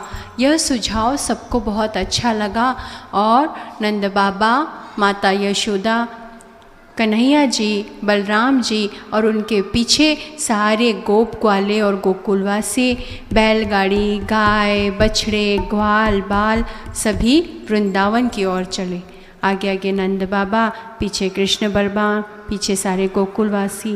वृंदावन की शोभा अवर्णनीय थी। यमुना के तीर पर यह बसा हुआ था वृंदावन। सुंदर सावन था, चारों तरफ हरियाली थी क्योंकि जहाँ पर भगवान जाए वहाँ भला पतझड़ कैसे आ सकता है, वहाँ चैतन्यता थी। एक बार ज्येष्ठ का महीना था, बहुत अधिक उष्णता थी। गोप ग्वाल बाल यमुना तट पर खेल रहे थे। गर्मी से अत्यंत ज़्यादा पीड़ित हुए गोप ग्वाल और उन्हें बहुत ज़ोरों से प्यास लगी। जैसे ही उन्होंने यमुना का पानी पिया वो पानी विषाक्त था, विषैला था। गोप ग्वाले मृत हो गए। भगवान श्री कृष्ण ने अपनी अमृत दृष्टि से वो गोप ग्वालों को जीवंत किया, किंतु ये पानी इतना विषाक्त क्यों है, ये विषैला क्यों है, ये कन्हैया जी को अच्छे से समझ में आ गया।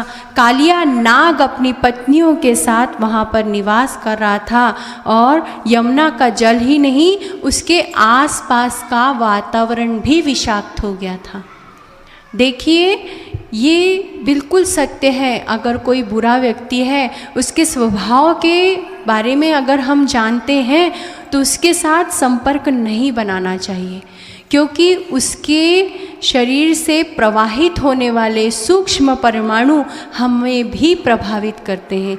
अगर जो बहुत क्रोधी है, जो केवल कटुवाणी बोलता है, उसके साथ ज़्यादा वार्तालाप नहीं करनी चाहिए, क्योंकि अगर हम उसके साथ जो भी बोलेंगे उसके आसपास का जो परिसर रहता है, उसके आसपास का जो वातावरण रहता है उसमें केवल क्रोध रहता है। इसलिए उसके समीप भी जाने से हमें कतराना चाहिए, क्योंकि सूक्ष्म परमाणु अगर शरीर में प्रवेश कर गए तो हम भी दूषित हो जाएंगे। और इसका जीवंत प्रसंग था राजा परीक्षित। जैसे ही राजा परीक्षित को मैंने पहले दिन बताया था, राजा परीक्षित तब तक सदाचारी सद्भावी थे जब तक कली ने उनके चरणों का स्पर्श नहीं किया था, उनके पैर नहीं छुए थे। जैसे ही कली का स्पर्श उनके पैर की ओर हुआ, राजा उसे दंडित करने वाले थे और उन्होंने उसे क्षमा कर दिया। किसी भी बुरी चीज़ के साथ हम भी बुरे बनते हैं। अगर हमें अपने जीवन में सद्भाव रखना है, अगर हमें अपने जीवन को पवित्र करना है, तो साधु संतों का आश्रय लेना चाहिए, सत्संग करना चाहिए, उनके चरण स्पर्श करने चाहिए। जो यमुना के आसपास का परिसर था वो भी इतना विषाक्त हो गया था कि जहाँ पर कालिया नाग था वो विषैले नदी के ऊपर से अगर एक पक्षी भी जाता था तो वो भी मर जाता था। उसके आसपास की वृक्ष की डालियाँ, पेड़ों की डालियाँ भी पूरी मुरझाई हुई थी। अब इस कालिया नाग को सबक सिखाना था, इसलिए भगवान श्री कृष्ण ने क्या अभिनय किया, चलो सारे गोप ग्वालों को बोला चलो हम गेंद खेलते हैं। उन्होंने गेंद खेलने का प्रयास किया, सबके साथ गेंद ली और जैसे ही भगवान कृष्ण के हाथ में गेंद आई, उन्होंने जोर से वो गेंद यमुना नदी में फेंक दी। गोप ग्वाल जोर जोर से चिल्लाने लगे, गेंद गिर गई कन्हैया, गेंद गिर गई, तनिक ध्यान से पकड़ना था, इतनी ज़ोर से क्यों फेंकी? कान्हा, गेंद तो पानी में गिर गई, अब इसे कौन लाएगा? अब हम कैसे खेलेंगे? अब क्या मजा आएगा? कन्हैया जी ने कहा, रुको रुको, परेशान मत हो, मैं लेकर आता हूँ। कदम के वृक्ष की एक फांदी जो यमुना नदी की ओर झुकी हुई थी, उसकी पत्तियां पूरी सूख गई थी क्योंकि वो विषाक्त वातावरण से वो प्रभावित हो गई थी। कन्हैया जी उस वृक्ष पर चढ़ गए। गोप ग्वाल चिल्लाने लगे, कान्हा नहीं नहीं, मत जाओ, यमुना में मत जाना, वहाँ के विषैले पानी में तुम जाओगे, तुम्हारे साथ क्या हो सकता हम नहीं जानते, हमें गेंद नहीं चाहिए, हमें नहीं खेलना है। कान्हा ना ना, वृक्ष की फांदी पर चढ़कर कृष्ण जी ने जल्दी से यमुना में छलांग मार दी। कुछ गोप ग्वाल चिल्ला रहे हैं, कुछ ब्रज की और वृंदावन की ओर दौड़ते गए। कान्हा ने विषैले पानी में छलांग लगा दी। अब क्या होगा, अब क्या होगा, अब क्या होगा? कुछ गोप ग्वाल जोर जोर से नदी के तट पर चिल्ला रहे हैं, कुछ गोप ग्वाल जल्दी जल्दी गए, नंद बाबा, नंद बाबा, कान्हा ने पानी में छलांग लगाई है, अब क्या होगा? इधर पानी में ज़ोर ज़ोर से बड़ी बड़ी लहरें उठने लगी। कालिया नाग सबसे नीचे तल में था। वो फन फैलाकर फुंकारते हुए ऊपर आया और श्री कृष्ण जी ने के ऊपर अपना विष उड़ेलने लगा। कान्हा जी ने जोर से अपना पैर पटका, उससे कालिया नाग आहत हुआ। श्री कृष्ण ने उसके आह्वान को स्वीकार कर दिया और भगवान ने उसी क्षण जैसे ही कालिया नाग ने अपने फन फैलाए, भगवान श्री कृष्ण ने अपने शरीर को प्रचंड बना लिया। जितना बड़ा कालिया नाग ने अपना फन फैलाया, उससे दुगने प्रचंड शरीर में भगवान श्री कृष्ण व्याप्त हो गए और उन्होंने कालिया नाग के फन पर झेप डाली। नाग के दंश से बचकर उन्होंने उसके फन पर झेप डाली और अपनी सर्वशक्ति से अपने हाथों से फनों पर जोर जोर से नाचने लगे।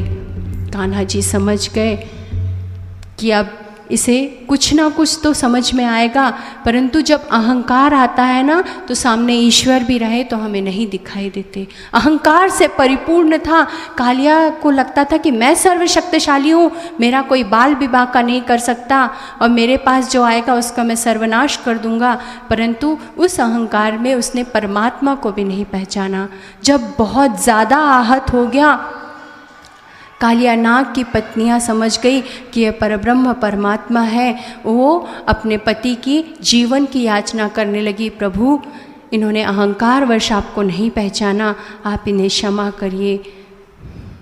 उनकी नाग पत्नियों की याचना सुनकर भगवान श्री कृष्ण ने कहा कि ठीक है, मैं तुम्हारे पति को जीवन दान देता हूँ, किंतु एक शर्त है कि ये यमुना का रास्ता छोड़ दें और यहाँ से चले जाएं।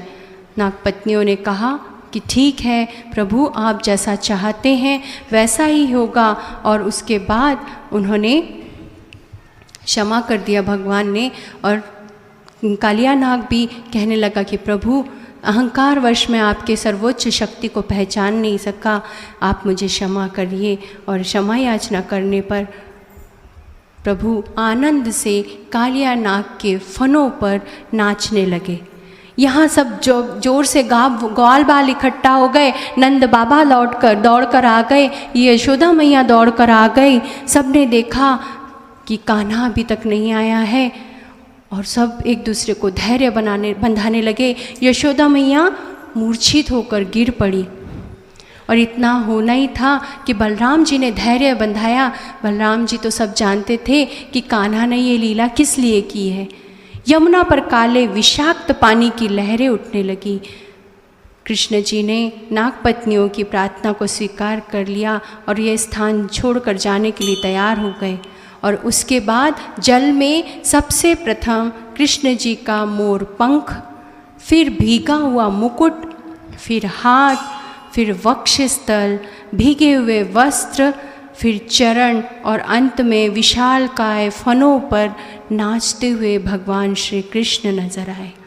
इतना अद्भुत और अद्वितीय नृत्य, इतना अद्भुत नाच भगवान श्री कृष्ण ने कालिया नाग के फनों पर किया है। और उस समय ग्वाल बालों का जो आनंद था भगवान श्री कृष्ण को देखकर, वो बहुत अवर्णनीय था। माता यशोदा के तो जैसे प्राण आ गए। और आज तक उन्हें लगता था कि कान्हा एक साधारण जीव है, कान्हा हम जैसा ही है।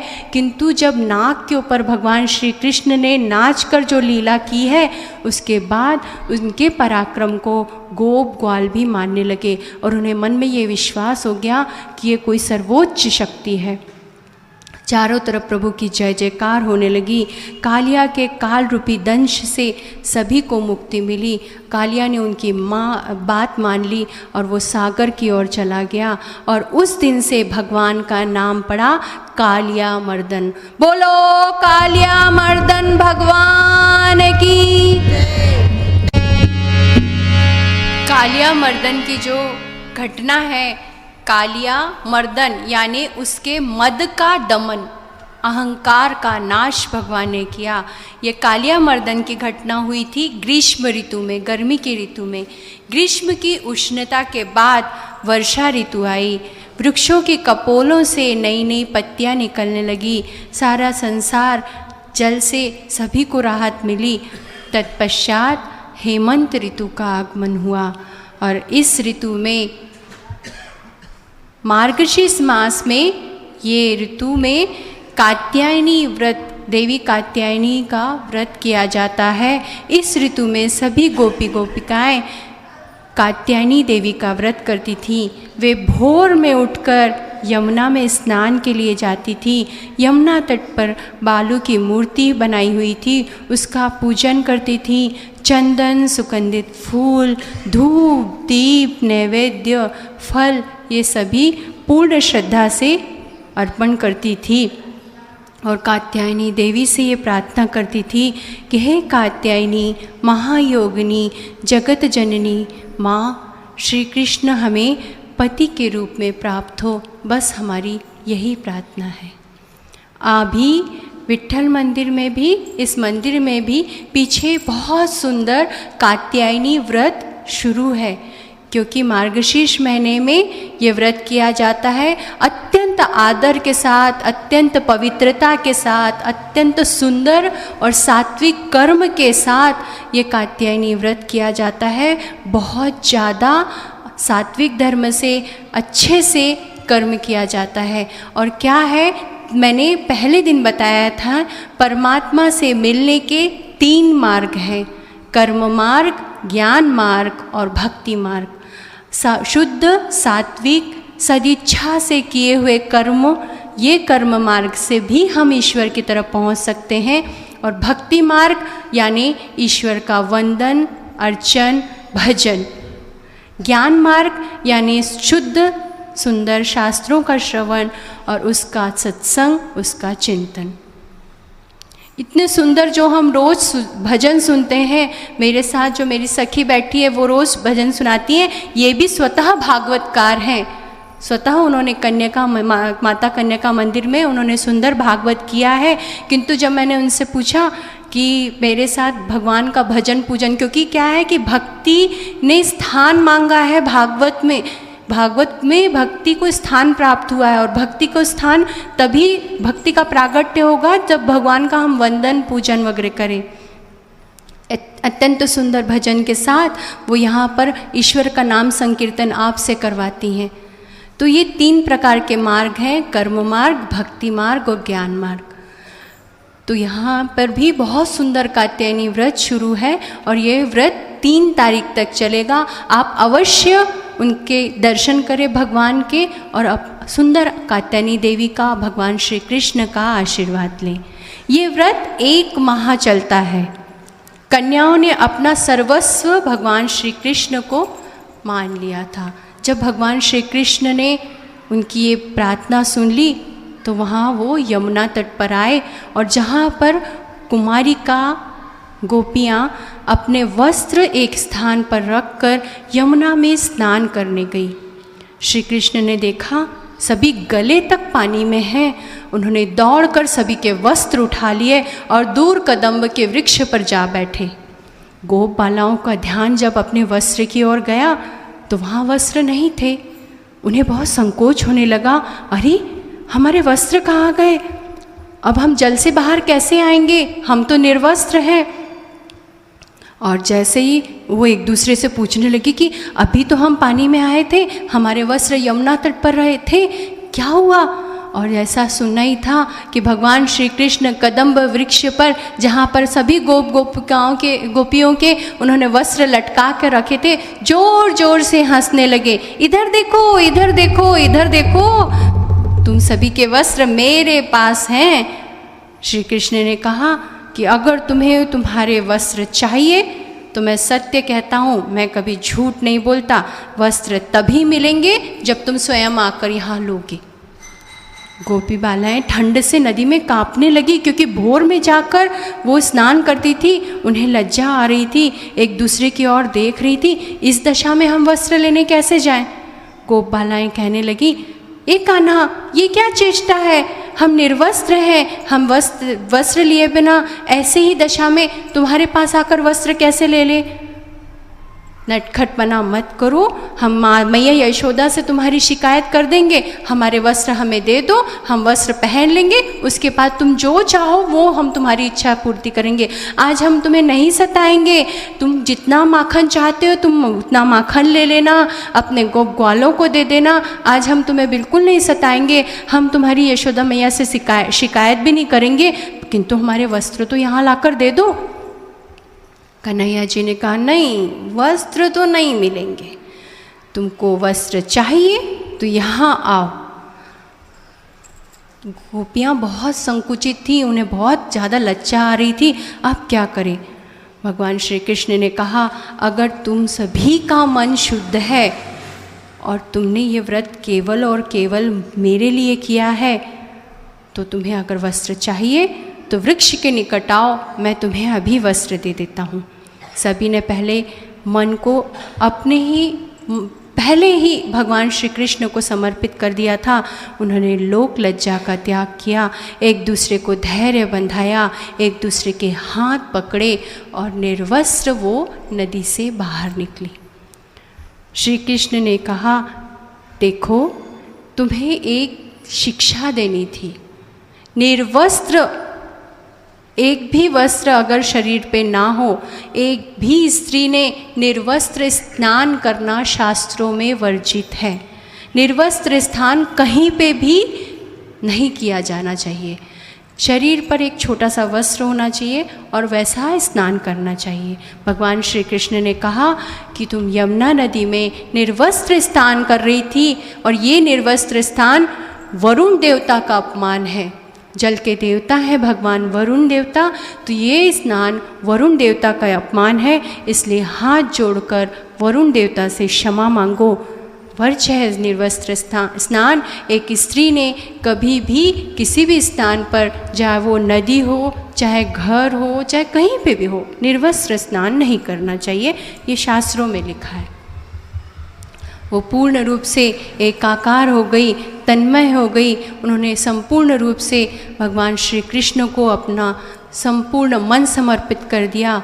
जीव भाव का विस्मरण, देह भाव का विस्मरण, अस्तित्व का विस्मरण, लोक लज्जा का विस्मरण, हर अवस्था का विस्मरण, एकमात्र श्री कृष्ण का स्मरण, ध्यान, दर्शन और तल्लीनता।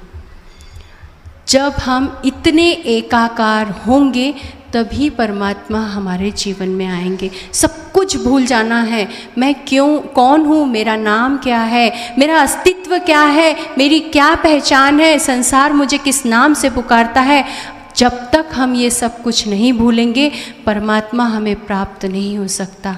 हमें केवल भगवान से ये कहना है, भगवान आपके अनंत उपकार है मेरे ऊपर, एक श्वास भी मेरे वश में नहीं है, आपने ये जीवन दान मुझे दिया है, उसके अनंत उपकार हैं। केवल भगवान एक प्रार्थना है, एक याचना है कि नित्य निरंतर मैं आपका स्मरण करूं और जीवन के अंतिम क्षणों में मैं आपका नाम ले सकूं।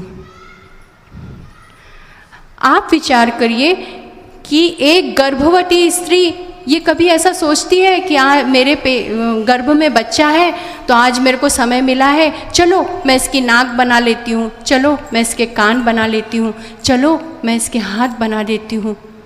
एक नवजात शिशु, एक छोटा सा बालक, जब प्रसव पीड़ा के बाद माता एक छोटे से बालक को जन्म देती है तो उस बालक को हम ध्यान से देखें तो उसके प्रत्येक शरीर का प्रत्येक अवयव रहता है, नाखून रहते हैं, बाल रहते हैं, भौएं रहती हैं, आँखें, आँखों की पलकें, क्या नहीं रहता।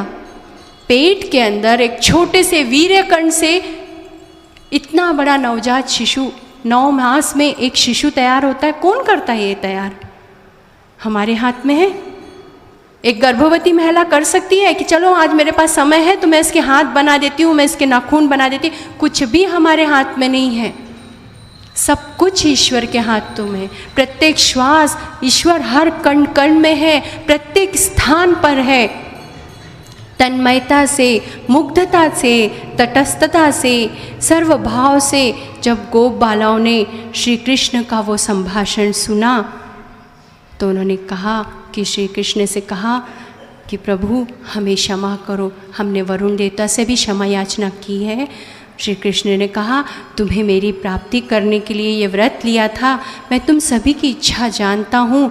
जिसने अपने मन और प्राण मुझे समर्पित किए हैं, जिसने केवल और केवल मेरी भक्ति की है, उन्हें संसार में किसी भी वस्तु में वासना नहीं रहती।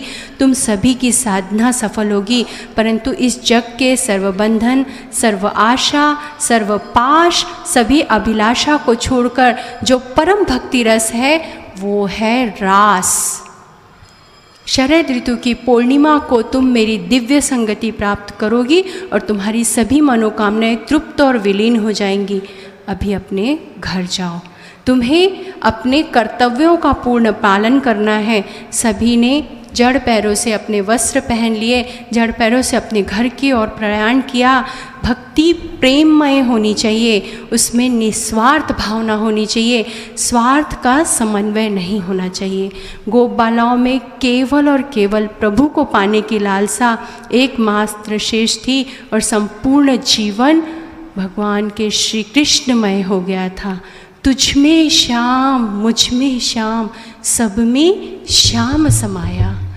सुंदर भजन के साथ देखिए, भजन का एक एक शब्द बहुत अर्थपूर्ण है। अगर हम ध्यान से सुनेंगे तो उसके एक एक शब्द हमारे मन को पवित्र करेंगे, हमारे जीवन में सात्विक इच्छा उत्पन्न होगी और सद्भाव जागेंगे और प्रभु के प्रति भक्ति उत्पन्न होगी। हमें किसी भी प्रकार का कभी भी अहंकार नहीं करना चाहिए।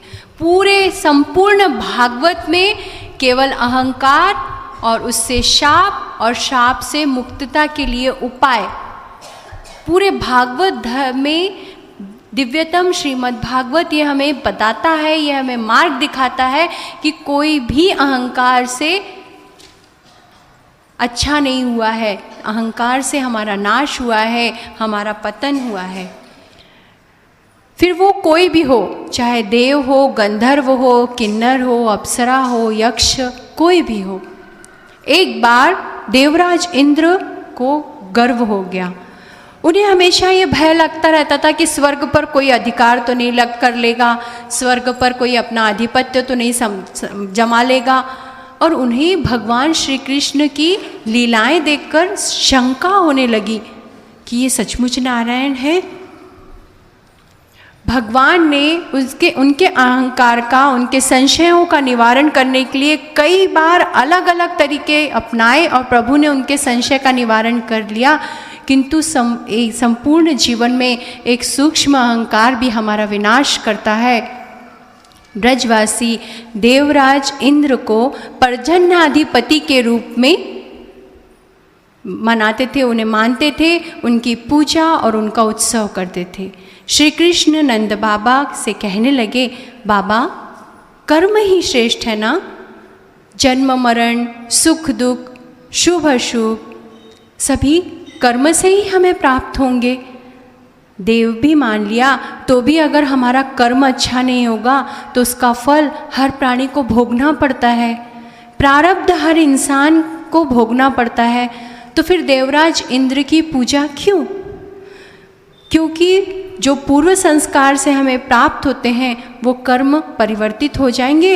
अगर हम देवराज की पूजा करेंगे तो वो कर्म परिवर्तित हो जाएंगे। सभी जीव जगत कर्म नियंत्रित है, कर्मों के अनुरूप हर जीव को अच्छे बुरे शरीर प्राप्त होते हैं। हमारे अच्छे कर्मों से हम शत्रु को भी मित्र बना सकते हैं। कर्म यही सच्चा शिक्षक, सच्चा गुरु, प्रभु, ईश्वर सभी है। वर्ण व आश्रम का पालन कर नित्य कर्म करना, सत्व, रज और तम, इन तीनों गुणों से सृष्टि चलती है। स्त्री और पुरुष के संयोग से व रजोगुण से इस पृथ्वी की उत्पत्ति हुई है। फिर रजोगुणों से ही मेघ वर्षाव करते हैं, फसलें लहलहाती है, प्राणी जगत की वृद्धि होती है। इसमें देवराज इंद्र का क्या संबंध है बाबा? तनिक मुझे बताइए, उन्हें किसने देखा है? हम किसी देश के राजा भी नहीं हैं, अपना तो एक छोटा सा नगर है। इन गायों के अलावा हमारी कोई संपत्ति भी नहीं है। ये गोवर्धन पर्वत ही तो हमारा एक आधार है। इन्हें देव मानो, जो आश्रय देता है, जो भरण पोषण करता है, जो हमारे जीवन में वृद्धि लाता है, संपन्नता लाता है, उसके लिए यज्ञ करना चाहिए, उनके लिए उत्सव मनाना चाहिए। नंद बाबा और गोप लोगों को उनकी सारी बातें सच्ची लगी। कहने लगे कि बाबा ये कन्हैया जो कहते हैं ना वो बिल्कुल सच कह रहा है, क्योंकि सच में गोवर्धन ही ये जो पर्वत है यही हमारा आधार है। इसकी पूजा करनी चाहिए, इसकी प्रदक्षिणा करनी चाहिए। और सबने वो जो भोग बनाए थे, जो पूजे की सामग्री थी, जो सब कुछ था, वो गोवर्धन के पास लेके गए और वहाँ गोवर्धन की पूजा की। देवराज इंद्र को बहुत क्रोध आया। उन्होंने वरुण देवता को आह्वान किया और इतनी भीषण वर्षा हुई, जोरदार वर्षा हुई कि ब्रज के सारे गाय, बछड़े, बैल, घोड़े, जो भी कुछ था उनका सामान सभी बहने लगे। गोठे उनके जो थे, जहाँ पर गायें बांधी जाती थी, वो गोठे भी बहने लगे। सभी त्रस्त हो गए। कृष्णा कृष्णा, कन्हैया रे, कान्हा रे, कितना भयानक पूर है, कितनी भयानक भीषण वर्षा है। ऐसा लग रहा है कि आकाश से समुद्र फट रहा है। चारों तरफ भीषण वर्षा, भीषण वर्षा। तू ही हमारा रक्षण कर, तू ही हमारा आधार है, तूने ही हमेशा हमारे संकटों से बचाया है। मैंने बताया था कि जब भगवान ने कालिया मर्दन लीला की तो उनकी सर्वोच्च शक्ति सभी को मालूम हो गई थी और उन्होंने सर्वस्व मान लिया था भगवान श्री कृष्ण को। उन्होंने कहा कि हमारी रक्षा परमात्मा आकर नहीं करेगा, सजीव परमात्मा हमारे साथ है, वही हमारी रक्षा करेगा। श्री कृष्ण से देवराज इंद्र के प्रलय कपट को पहचान लिया था श्री कृष्ण ने, और उनका देवराज इंद्र का गर्वहरण करना था। भगवान श्री कृष्ण ने सर्वप्रथम गोवर्धन पर्वत को प्रणाम किया।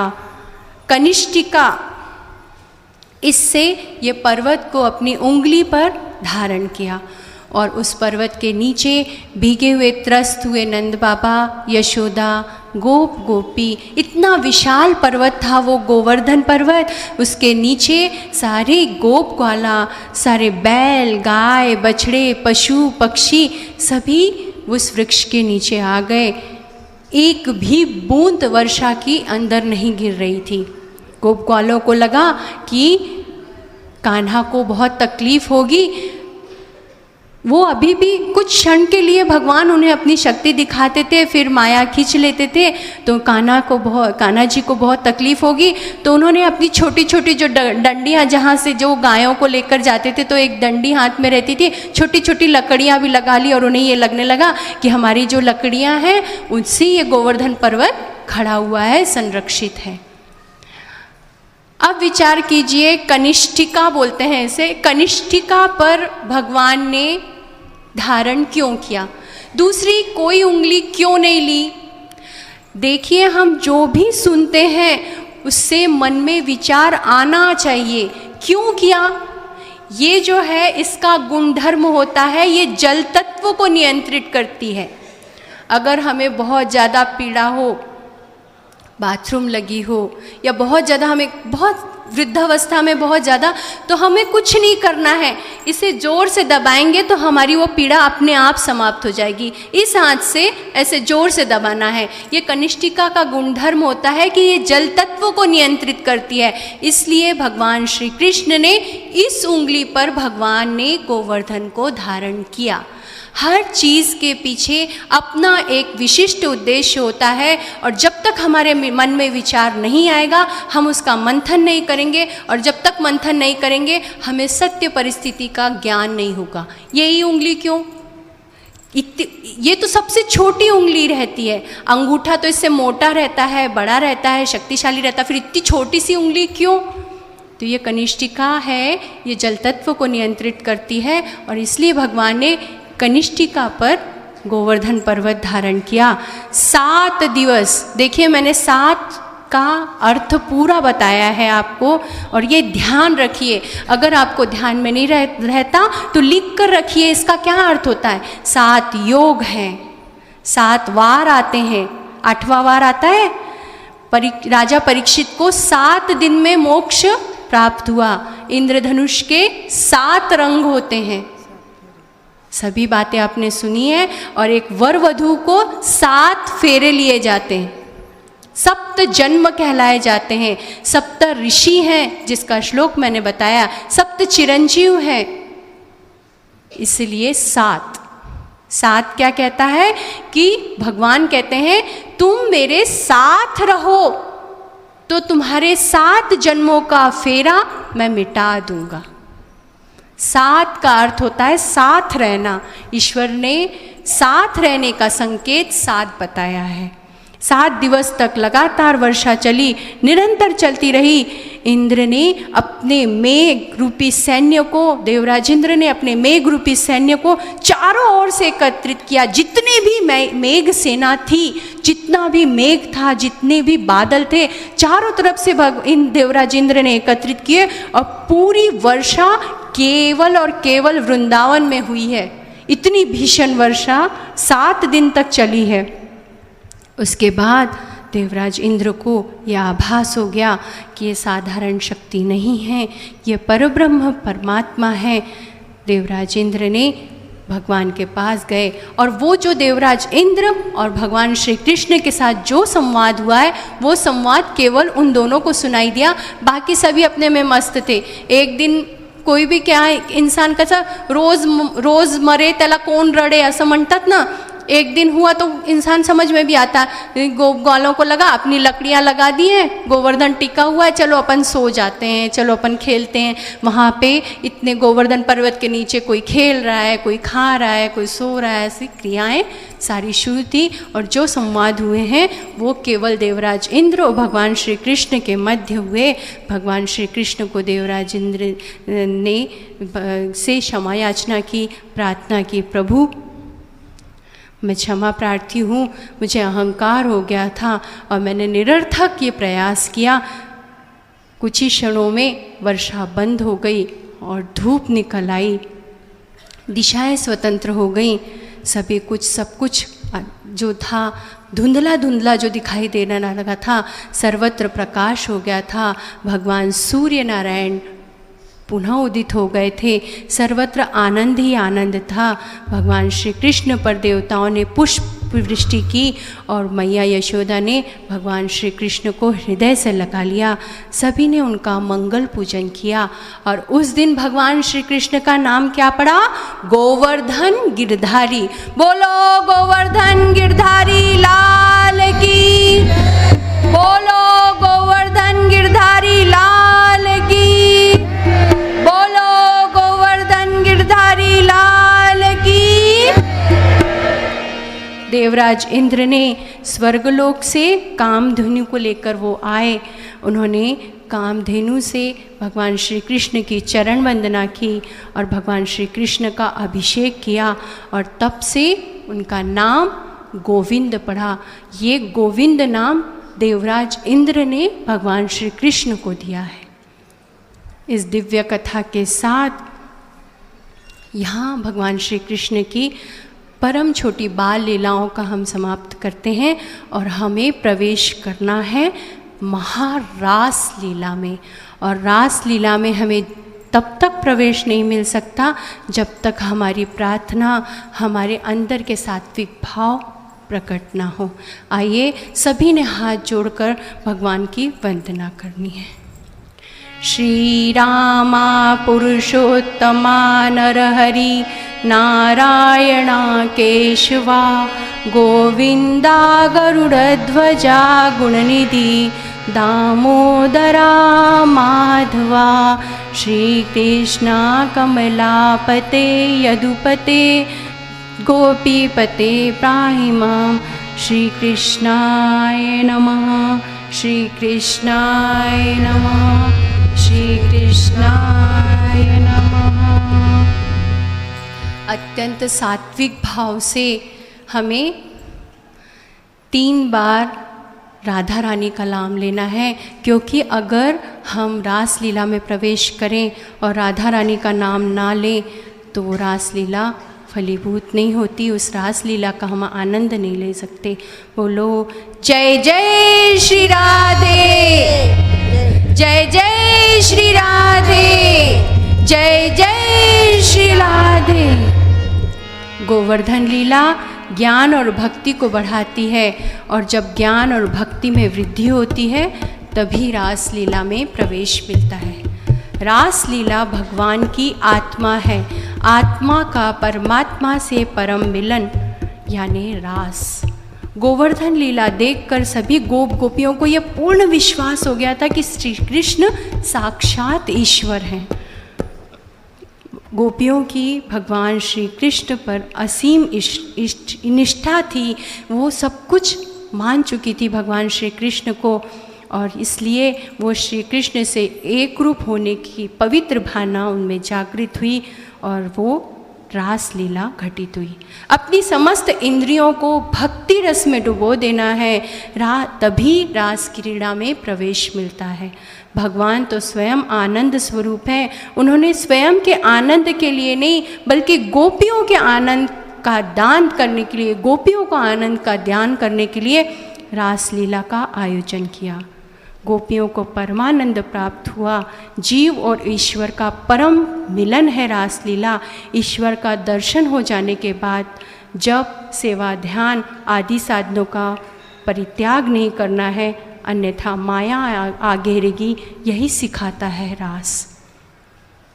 बहुत कठिन है, महारास का ज्ञान देना। मैं अपनी सूक्ष्म बुद्धि से जितना आपको समझा सकती हूँ उतना समझाती हूँ, को बताती हूँ, प्रयास करती हूँ। कितना आप में सात्विक भाव जागे यह आपके ऊपर है। कोजागिरी पूर्णिमा के दिन महारास लीला हुई। चंद्रमा ने अमृत का वर्षाव किया। समुद्र मंथन के समय जब राहु का भगवान विष्णु ने सुदर्शन चक्र से अमृत प्याला छीन लिया था, वो छींटे चंद्रमा पर पड़े थे और वही अमृत का वर्षाव कोजागिरी पूर्णिमा के दिन होता है। मैंने ये बताया था कि कोजागिरी पूर्णिमा के दिन पृथ्वी पर चंद्रमा भगवान चंद्रदेव अमृत बिखेरते हैं और इसीलिए रात्रि के 12 बजे कोजागिरी के दिन दूध का नैवेद्य दिखाया जाता है और उसके बाद प्राशन किया जाता है। कोजागिरी इसका अर्थ क्या होता है? कौन जाग रहा है, कौन परमात्मा को याद करता है, कौन जाग रहा है, ये पूछती है कोजागिरी। नरदेह की पूर्णिमा यानी शरद पूर्णिमा। रास लीला हो और राधा रानी का स्मरण ना हो। राधा भक्ति की अविरल निश्चल धारा है। एक बार राधा जी ने श्री कृष्ण से कुछ सवाल किए, उसके भगवान श्री कृष्ण ने बहुत सुंदर जवाब दिए हैं। भगवान श्री कृष्ण ने राधा रानी ने क्या कहा? गुस्सा क्या है? भगवान श्री कृष्ण ने कहा, किसी की गलती की सजा खुद को देना ये गुस्सा है। राधा रानी ने पूछा, दोस्त और प्यार में क्या फ़र्क होता है? कृष्ण जी ने हंसकर कहा, प्यार सोना है, दोस्त हीरा है। सोना टूटकर दोबारा बनाया जा सकता है, सोने को आकृति में ढाला जा सकता है, मगर हीरे को नहीं बनाया जा सकता। हीरा टूटकर बिखर गया तो पुनः नहीं बन सकता।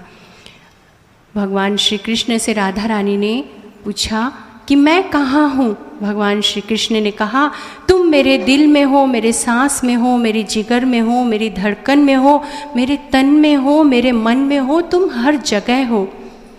राधा रानी ने ये पूछा कि मैं जब हर जगह हूँ तो मैं कहाँ नहीं हूँ? भगवान श्री कृष्ण मंद मंद मुस्कुराए और उन्होंने कहा, तुम मेरी किस्मत में नहीं हो। राधा रानी ने पूछा, प्यार का असली मतलब क्या है? भगवान श्री कृष्ण ने मुस्कुराकर कहा, जहाँ मतलब होता है वहाँ प्यार नहीं होता। राधा रानी ने पूछा कि आपने मुझसे प्रेम किया था, फिर मुझसे विवाह क्यों नहीं किया, मुझसे शादी क्यों नहीं की? तो राधा रानी को भगवान श्री कृष्ण ने कहा कि शादी या विवाह दो जीवों का मिलन होता है और हम तो दो हैं ही नहीं, हम तो एक हैं। इतना सुंदर उत्तर भगवान ने समाधान करक उत्तर राधा रानी को दिए हैं। राधा रानी यानी श्री कृष्ण से बड़ी थी, वो विवाहित थी और उनकी भक्ति अद्वितीय थी। उनकी भक्ति उच्चतम कोटि की थी, निस्वार्थ प्रेम की प्रतिमूर्ति थी राधा रानी, और भगवान ने प्रसन्न होकर उन्हें अपने साथ स्थान दिया है। आप जहाँ भी देखेंगे कहीं पे भी भगवान श्री कृष्ण के साथ रुक्मिणी नहीं खड़ी है, हर जगह भगवान श्री कृष्ण के साथ श्री राधा खड़ी हैं। राधा कृष्ण के मंदिर हैं और केवल जगन्नाथपुरी में भगवान अपनी बहन सुभद्रा और बलराम जी के साथ हैं, और जहाँ तक मुझे ज्ञात है कि हर जगह भगवान राधा के साथ हैं।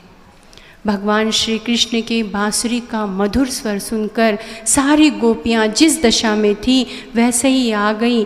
कोई आटा भिगो रही थी, बांसुरी की मधुर ध्वनि सुनी, वो वैसे ही आ गई। कोई काजल लगा रही थी आँखों में काजल लगाते लगाते उन्हें बांसुरी का स्वर सुनाई दिया, वैसे ही आ गई। अपने स्त्रीत्व को भूल जाना, अपने सभी चीज़ों को भूल जाना और केवल ईश्वर को समर्पित हो जाना, और ईश्वर का साक्षात्कार यानी रास है। रात्रि के समय सब गोपियों के साथ श्री कृष्ण है, चारों तरफ श्री कृष्ण गोपियाँ और बीच में राधा कृष्ण बांसुरी बजाते हुए हैं। यह बांसुरी का सुंदर स्वर जीव और परमात्मा का मधुर मिलन है, जहाँ देहभान नहीं है, जहाँ अहंकार का स्पर्श भी नहीं है, जहाँ काम, क्रोध, लोभ उस परिसर में प्रवेश भी नहीं कर सकता, वो है रास। इसलिए भगवान श्री कृष्ण को रसेश्वर कहा गया है। गोपियों ने आँखों की पलकें बनाने वाले सृष्टिकर्ता ब्रह्मा जी से कहा, ब्रह्मा जी को कोसती हैं गोपियाँ, भगवान से कहती हैं, प्रभु ब्रह्मदेव आपने हमें पलकें क्यों दी? अगर पलकें नहीं देती तो एक क्षण के लिए भी हमें पलकें झपकाना नहीं पड़ती और हम भगवान के सुंदर दर्शन कर पाते, भगवान का दिव्य रूप देख पाते। उनकी मनमोहक छवि को हमें एक क्षण के लिए भी दूर नहीं करना है। रासलीला प्रेम की निस्वार्थ भक्ति है। रासलीला की व्यापकता का पूर्ण वर्णन अत्यंत कठिन है। कहा जाता है कि वृंदावन में आज भी महारास होता है, घुंघरू की आवाज़ आती है और भगवान श्री कृष्ण सजीव रूप में आज भी वृंदावन में रास करते हैं। भगवान शिव और पार्वती का दिव्यतम संवाद है और महारास का दिव्य वर्णन भगवान शिव पार्वती जी से कह रहे हैं और उन्हें बहुत इच्छा हुई कि मैं महारास में जाऊं। पार्वती जी ने कहा कि वहाँ पर पुरुष को प्रवेश नहीं है, प्रभु आप कैसे जाएंगे? महादेव ने कहा कि मुझे भगवान के दर्शन करने हैं, इतना अद्वितीय वातावरण है वहाँ का, इतनी सुंदर ध्वनि है। भगवान महादेव अपने को रोक नहीं पाए, उन्होंने एक गोपी का वेश बनाया और वो रास लीला में आ गए।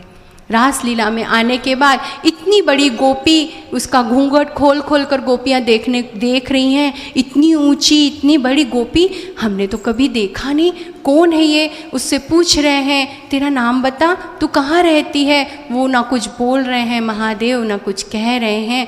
भगवान श्री कृष्ण के दर्शन किए और वहाँ महादेव का नाम पड़ा, देवों के देव महादेव का नाम पड़ा है गोपीश्वर। बोलो गोपीश्वर भगवान की जय, बोलो गोपीश्वर भगवान की जय, बोलो गोपीश्वर भगवान की जय। ये सबसे पावन और रमणीय लीला है। लोग इसको अश्लीलता से क्यों लेते हैं, परंतु अगर गहन अध्ययन किया जाए तो भागवत में ये बताया जाता है कि रास लीला सर्वश्रेष्ठ भक्ति रस का अमृत है। और जब भगवान श्री कृष्ण ने रास लीला की तो वे मात्र 9 वर्ष के थे। अब विचार करिए, अगर 9 वर्ष का बालक हमें आकर आलिंगन देगा तो उसमें क्या गलत है? उससे हमारे जीवन में वात्सल्य भाव जागेंगे। भगवान श्री कृष्ण को गोपियों ने पति रूप में माना, माने यहाँ पर पति का अर्थ है संरक्षण करता, आश्रय दाता। प्रभु आप हमारे सर्वस्व हैं। हम भगवान को किसी भी रूप में, किसी भी रिश्ते में अगर मानते हैं, भगवान को हम पिता बोल सकते हैं, भगवान को अपना छोटा सा लाला अपने पुत्र के रूप में प्रार्थना कर सकते हैं, भगवान को हम अपना सखा बना सकते हैं। भगवान को हम जिस रूप में, जिस रिश्ते में बांधे, भगवान उस रिश्ते में बनने को तैयार है, किंतु उस रिश्ते को हमें जीवन भर निभाना है। ये कहता है रास। एक छोटा सा दृष्टांत देती हूँ और बताती हूँ। एक माँ बेटे का बहुत सुंदर दृष्टांत है। एक माँ का बेटा विदेश में रहता है, बहुत दिनों से वो विदेश में रह रहा है और वो यहाँ आने वाला है। माँ बहुत खुशी से उसके लिए पंच पकवान बना रही है, खूब सुंदर अच्छे अच्छे तरह, उसको जो पसंद है वो सब्जियाँ, जो पसंद है वो भगवान उसके लिए सब मीठे पदार्थ, सब जो जिस तरह की उसको रोटी पसंद है, जिस तरह की उसको सलाद पसंद है, जिस तरह की उसको चटनी पसंद है, वैसे सब कुछ वो बना रही है। अब वो बना रही है, बहुत खुश है, आज मेरा बेटा आने वाला है, आज मेरा बेटा आने वाला है। और उसी खुशी में एक ज़ोर से दरवाजे पर खटखट की आवाज़ आती है और एक जन आके कहता है कि सुनिए, आपका जो बेटा है ना, उसका बहुत ज़ोर से एक्सीडेंट हो गया है, अपघात हो गया है, लहूलुहान अवस्था में है और वो ज़ोर ज़ोर से माँ माँ माँ ऐसा पुकार रहा है। उस अवस्था में आप क्या करेंगी? क्या बना रही हैं ये याद रखेंगी? अपनी साड़ी बदलेंगी, दरवाजे खिड़कियां बंद करेंगी, घर पे ताला लगाएंगी, या अपने पति को फ़ोन करेगी, रिश्तेदारों को फ़ोन करेंगी? आप क्या करेंगी? चप्पल पहन पाएंगी? कुछ नहीं। उस समय एक माँ जिसने असहनीय प्रसव वेदना से एक बालक को जन्म दिया है, वो बालक इतने वर्षों बाद मुझे मिल रहा है और उस समय वो मतलब ऐसे मृत्यु के कगार पर खड़ा हुआ है, माँ माँ चिल्ला रहा है। उस समय एक माँ कुछ नहीं कर सकेगी, वो नंगे पाँव जिस हाल में है उसे अपने देह का ध्यान नहीं रहेगा, साड़ी कैसी है, वो किस अवस्था में है, आटा भिगो रही है, क्या करिए, उस चीज़ का भान नहीं रहेगा। वो दौड़ते दौड़ते अपने पुत्र के पास जाएगी।